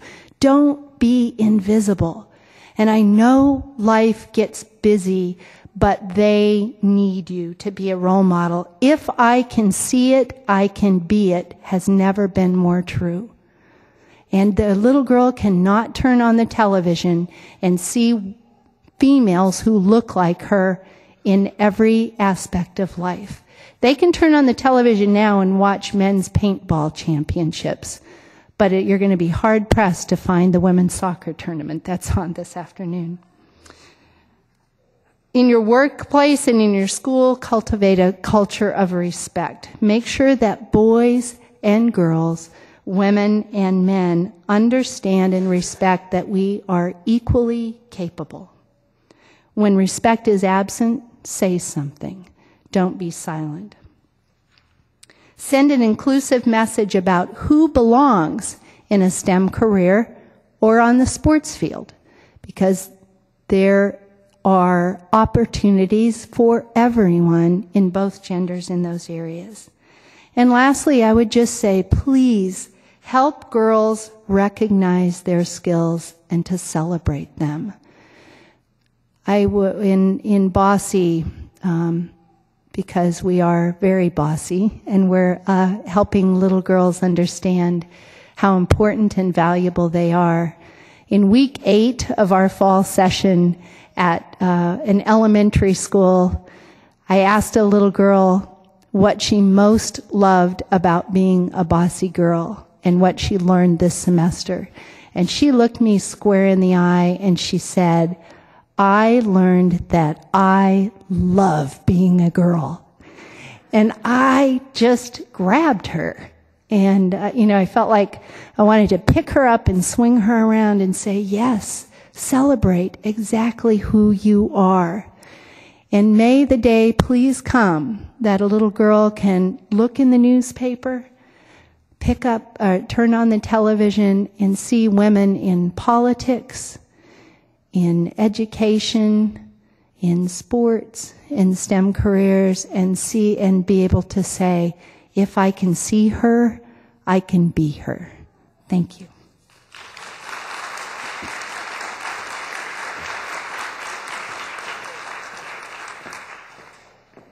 Thanks. Well, let's see how I can butcher this introduction. There's a reason I write instead of talk for a living, I'll tell you. Our final speaker is Dr. Lynn Shaw. Before earning a PhD in educational policy at Claremont Graduate University, Lynn Shaw worked as a miner, steel worker, longshore worker, and journey-level electrician. She's passionate about women working in careers that pay a living wage and is considered a national expert on the issues of women in non-traditional careers, apprenticeships, and career and technical education. Describing herself as relentless about finding ways to encourage women to seek high-wage, high-skill careers, she now serves as professor of electrical technology at Long Beach City College. In addition to teaching, she is also the founder and president of the board of directors of WINTER, which stands for Women in Non-Traditional Employment Roles, a nonprofit organization that trains and supports women seeking non-traditional careers and serves as their advocate in the workplace.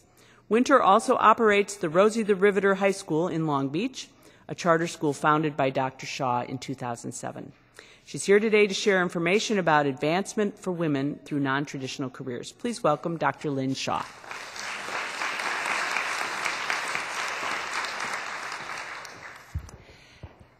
I am so glad to be here. I was able to take a plane and then the BART and the train, and it all worked so beautifully. I'm very impressed with your mass transit system. So outside in the lobby, I have this beautiful array of handouts for you. So I want you to be sure to pick up one copy, and if you have people you can give them to, multiple copies, because there's Girls and Women Today gives you lots of statistics, Boys and Men Today, etc. And especially I want to note this beautiful bookmark. It gives the top 10 hands-on tools to get women interested in non-traditional careers. And it's based on a book I wrote about this. And you can get the book on the website. So a lot of people who hear me talk, they always want to know, like, why did you do these jobs? So I took some images of Rosie the Riveter, and there have been some modernizations. So the one you saw on the previous slide,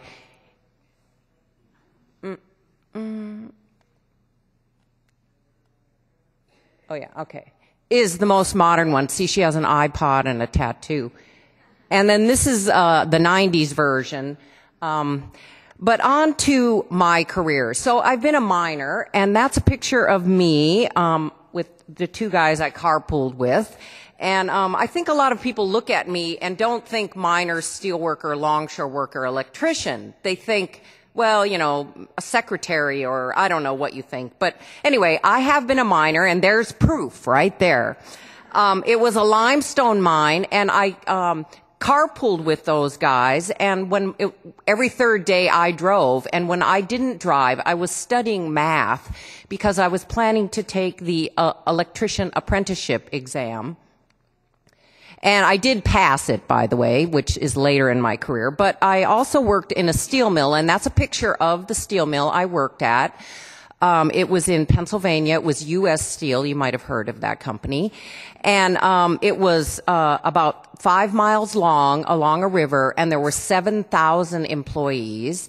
And it had 500 women. And in World War II, there were like probably 5,000 women working there. But after the war ended, the women left. But in '78, they hired like 500 women. So there were 250 African American women and 250 white women, and we were like a solid unit. So really, that was one of my favorite jobs. And there is a picture of me on graveyard shift on Christmas Day, because when you're low seniority, you work all the holidays. But it's kind of slow, so it was kind of nice. But you can see I'm kind of tired, and it's a very high-paying job, and I'd probably still be there if the mill has not only shut down, but been torn down and is now a dog racing park. And then I was also a longshore worker, so there's a picture of the docks from the early days. And then finally it skipped one. There I am on the picket line as a longshore worker, and we're very upset because one of our workers was on the picket line and got run over by a scab truck and was killed. So we were really upset about that, and so there I am picketing with a big pile of leaflets.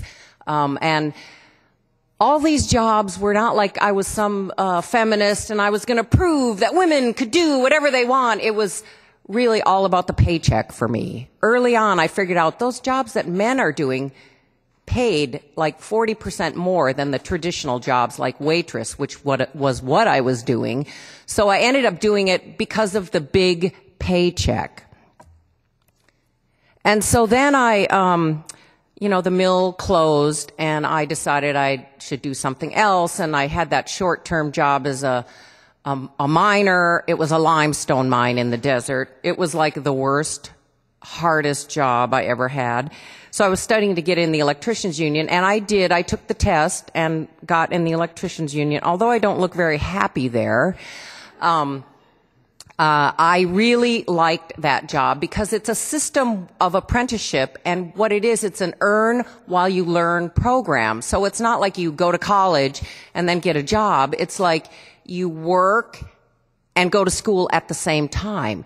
And the best part about it is every 6 months, if you get a C or better in the school and get your work hours in, you get a raise. So for 4 years, every 6 months I got a raise. Like, I've never had a job like that since. And it was a fantastic job. The thing that being an electrician did for me was made me believe that I could do anything.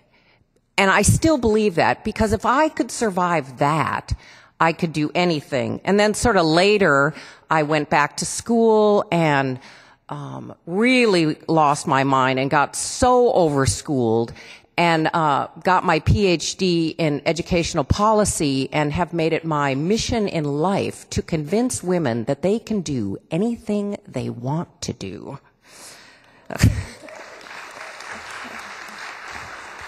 But you are probably all believers in that. So let's talk a little bit about non-traditional careers. They actually have a federal definition. It's any job that is 25% or less of one gender. So there are non-traditional jobs for men, but the difference between non-traditional jobs for men and non-traditional jobs for women is that non-traditional jobs for women are paid 20 to 40% more, generally. Non-traditional jobs for men are like, think about what they are. Okay, name one. Teaching, childcare worker, nurse. Nurse is kind of the exception because that is a little bit higher paid. But to me, there's something wrong in our society when a parking lot attendant makes more than a childcare worker. You know, that is really, really wrong. And despite the fact they don't run ads and say men's jobs and women's jobs, I am so sorry if I'm the one to inform you of this, but it's still that way. Because truly, there is what I call occupational apartheid, which there are men's jobs and there are women's jobs. And women's jobs generally are socially and economically undervalued. So we have to do something about that.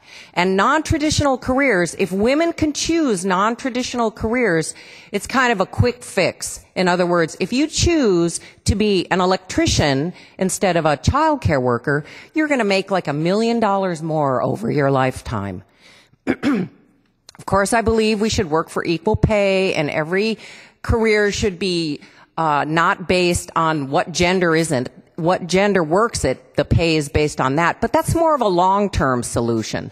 So for your children and even your grandchildren maybe, you might want to think about getting girls to decide careers based on their interests and their ability, not on their gender or what they see other women doing. Because really, have any of you met a woman miner, steelworker, longshore worker, journey-level electrician? Probably no. Well, now you have. Maybe, oh, there's one back there who's raising her hand. So there are a few. Does anyone know what percentage of women are electricians, for example? 2%. And it's really the same thing for all the skilled trades. And those are some of the best high-paying jobs. So my conundrum about non-traditional employment, and this is a thing I want you to ponder tonight when you go home. Up there I have a picture of a doctor and a lawyer. Now, women used to be a very small percentage of doctors and lawyers. Now they're more than 50%, especially in the schools or the law schools and the medical schools. So somehow that career, those two careers, have been able to break the glass ceiling. They aren't really non-traditional anymore because there's more than 25% that are women. But so many other occupations, especially the skilled trades and blue collar, or even, shall I say, green collar, are stuck on the concrete floor. I mean, women were allowed to work in a steel mill in the 70s, and yet electricians are still 2%. They were 2% in the 70s, they're 2% now. But somehow, these other occupations, professional women, these two groups have managed to move forward. And I haven't figured out why, so maybe you could talk to me today about why you think that is. So the reason to choose a non-traditional career? More money. It's a high-wage, high-skill career. Lots of women are tracked into jobs that interest them, but they don't even think about the pay. For example, our workforce investment system, it trains women to be nurses, aides, and secretaries. Those are not high-paid, high-skilled jobs, and that's what our tax dollars are training people for. So to me, we're training women to be poor. So why should you care? I mean, besides we don't want women to be poor, if you are an employer, I used to try to say, oh, do the right thing, and, you know, women deserve just as much as men. But now I've changed my approach. And my approach is, why should any employer recruit from 50% of the population? Just on logic alone. Do you get the best qualified candidate if you cut your pool in half? No, you don't. And that's what employers are doing. That's what we're doing to girls and women. We're restricting their choice of occupation. So get every girl you know to stop looking like this and start looking like this, or even like that.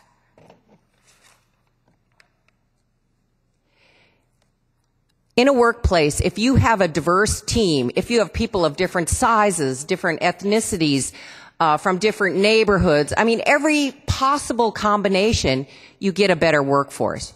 You get more ideas. You create that spark that the Silicon Valley is famous for. So it's important to recruit these diverse teams because women have different ideas than men. And green technology, it's the perfect place for us to really look at these occupations and make sure they're reaching girls and women, because this is an emerging field, and it's better to have a blank slate, something that's growing to make change, than try to go back and erase what's happened in history and try to change it. Not that I have given up on that either, but green technology seems like ripe for opportunity to make sure girls get the opportunity to choose those occupations. So there's an organization you can work with, Women in Non-Traditional Employment Roles, and it sort of pre-trains women, pre-qualifies them, makes them consider non-traditional careers. And they do have a website, and there's information on the table out there, so you can get the information about how to connect with them. There's also a group in the Bay Area called Tradeswomen Inc., and they also do similar things to what Winter does. And there's probably organizations in your community. So we need to create a workplace that reflects what society is like. Because if you have an all-male group, it's not really like what our world is like. It's not a way to market your products. It's not a way to really affect the society and improve the society and make us the most productive society that we can be. You need to bring the viewpoint of all the populations that you serve. And California is the future, because we are so incredibly diverse in so many ways. And women, there's lots of research about this, that men tend to do fight or flight when they have obstacles. And okay, this is a generalization, but women tend to tend and befriend. That's kind of the women model. And so think about it. It'd be a really nice combination if you could have that in your workplace. And that's one of the things that men and women can bring to an all-male workforce, is this tend and befriend. And there are some people who say that women are better at attention to detail, they're neater, maybe some other qualifications. And the research is very mixed on that, but really a diverse workforce, there's no doubt about the research that can bring strength to any organization. So I have a book. It's a small, think of it like a People magazine, because it's supposed to be a quick read, but you can get it on this website, and the bookmark that I'm holding up now has the website on there, and this is kind of the Cliff Notes version of the book. So I encourage you to go there and download the book, and I am so glad to talk to you today, so thank you very much.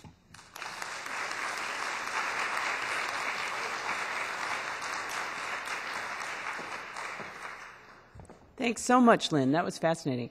Now, I understand from Esther that we can go a few minutes over, so if there are questions and you wanted to pass them down, feel free to do that. I wanted to open the questions by asking Carl a question. Part of his mission was to define the green economy, and he didn't get to that, so I wanted to ask him, I mean, we're talking about this green jobs thing. What does that really mean? And do you have an answer for that? Thank you, Patty, I do.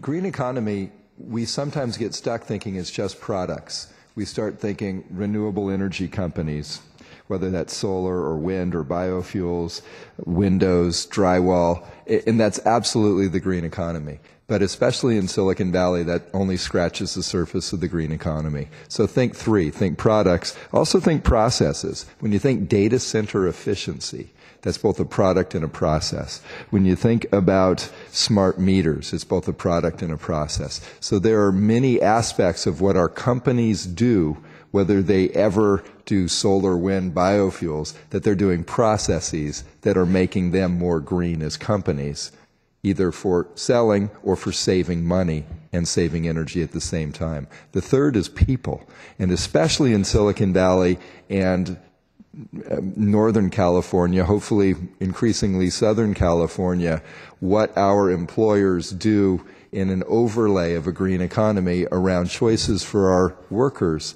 in the green economy is pretty important too. Because remember, in the 9-county Bay Area, More than 50% of the greenhouse gases that are emitted are from our daily transportation decisions. So companies that have commute options, that are friendly for biking and walking, for telecommuting, they are integral to the success of the green economy as well. So that's one. It's products, it's processes, it's people. Two, 64 of the leadership group's 325 member companies in this new emerging green economy are the traditional product part of the green economy. So it's really growing in Silicon Valley in terms of career choices and the wave of innovation that is breaking on the shores of Silicon Valley.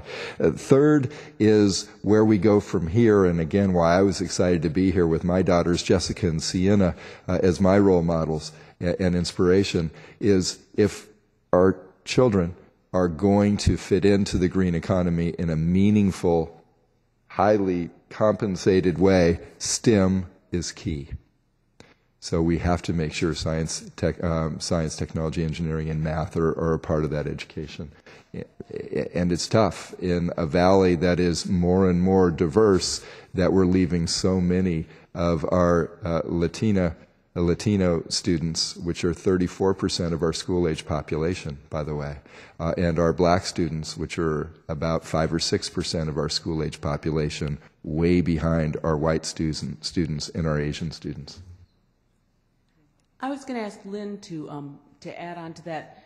When we talk about green jobs and you talk about preparing women for green jobs, what kind of jobs are you talking about that might be non-traditional for women? The ones I am primarily interested in are the construction jobs, because I feel like those are the ones you can have an earn while you learn opportunity through apprenticeship. So that would be like solar power, wind power, all the weatherization things. And these are skills that not only add to this green economy, but are also have that high wage, high skill component that I'm very interested in, because you have to make sure people consider that the pay of a job, not just what they like and what they don't like, but add that element in when you're helping girls and young women decide careers, because later it becomes so much more important. So the construction area is the one that I'm really interested in, that I think we can really get some headway with finding careers for girls and women that pay. Green in both ways. Green with the paycheck and green with the environment.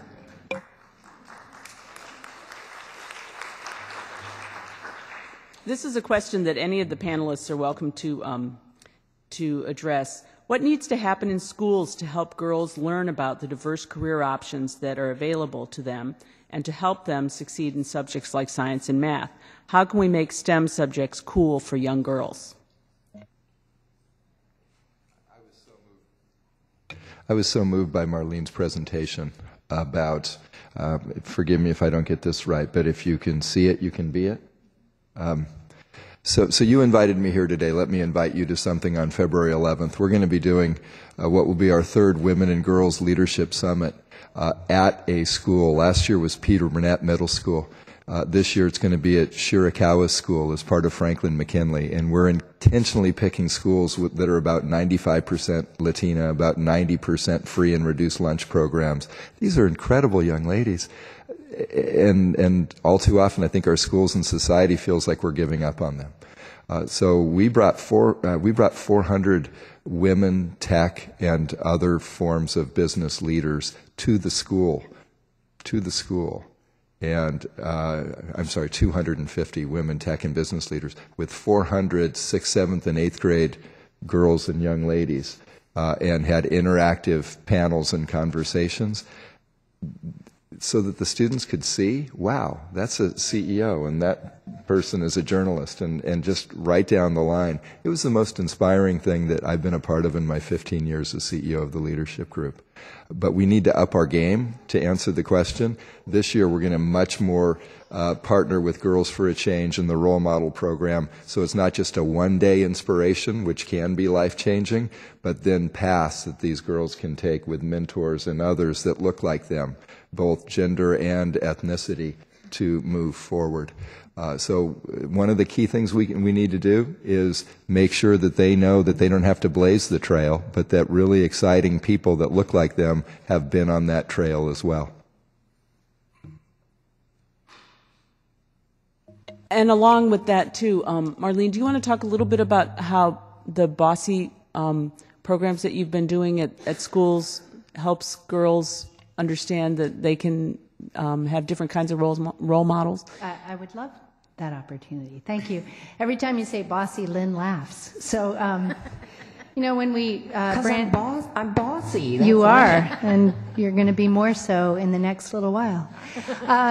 6 years ago, when soccer player Brandy Chastain and a few other women's sports advocates met in my living room to create a women's sports initiative, we added Bay Area, thinking we would just make sure we were focused on where we live and have our being and focusing on little girls. A few weeks later, someone called and said, what a perfect name for something that you and Brandy would start. And I said, what do you mean? And they said, well, the acronym of Bay Area Women's Sports Initiative would be Bossy. And that's perfect for you guys. And my feeling was we needed to change the name immediately, and Brandy's feeling was, oh no, we don't. Let's get our bossy selves out there and change the world. So literally what we do is ask collegiate women athletes from all sports, as well as women in the community from any business, any work sector who has any kind of a love for fitness and health and sports, to spend time on an elementary school campus once a week, all fall, and once a week all spring.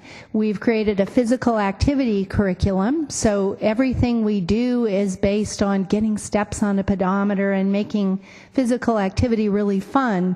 But within that context of physical activity and teaching health, the little ones get a chance to build relationships, very real relationships, with people who look like them, with college athletes who are female, with athletes who are majoring in science and majoring in journalism and having all sorts of dreams and plans for their lives.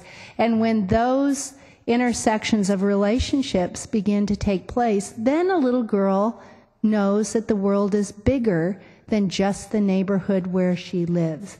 We focus all of our time and attention in Title I schools, where the greatest number of families live far below the poverty line, and where girls are incredibly limited in their opportunity.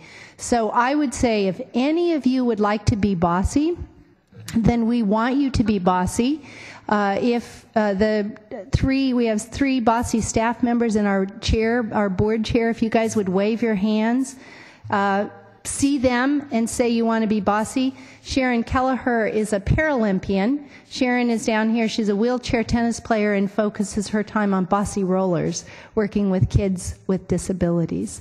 So please, you're welcome to be bossy. We want to have one more big round of applause for all the panelists here, and to Patty Fisher for moderating.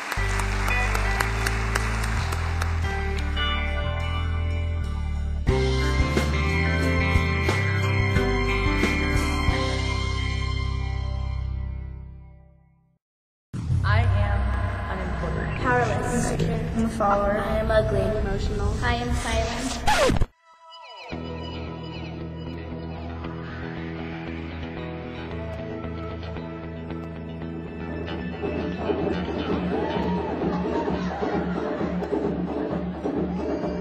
For today, it's for girls, and so we wanted to focus on the arts and culture and how young women can use the art and culture as a platform for empowerment and social change.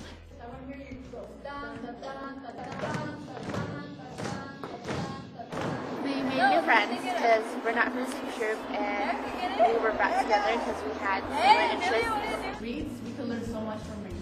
They grow in groups. They grow straight and strong. It means that they are a tool. That means that they let energy flow. That means whatever you tell them, it comes and it goes. You could say, you know, you're ugly. I don't like you. They're like,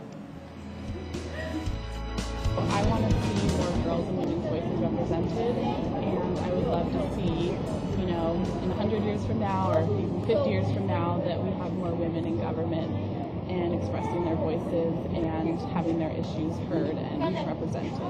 It's not like we're in the past anymore where we don't get to have a say in the government and we don't have jobs. We do have jobs and we do matter, so it's important that we feel empowered. The beauty of all women is in the passions that we share, and so I bestow great honor to my sisters everywhere. Amen to that. We are God's gift to men. Man is not God's gift to us. Use some poetry like the one we just read. Use a song, use an example, and use that to show them, because most of the time they need to have the blinders removed. There are great resources and there are wonderful women models out there. Seek one in your community because we really want to build the future and we want to invest in their future. I am empowered. I am a leader. I am special. I am beautiful. I have a voice. I am strong. And you are too! They can reach us at 408-299-5135, or they can go into the county website and look for Office of Women's Policy.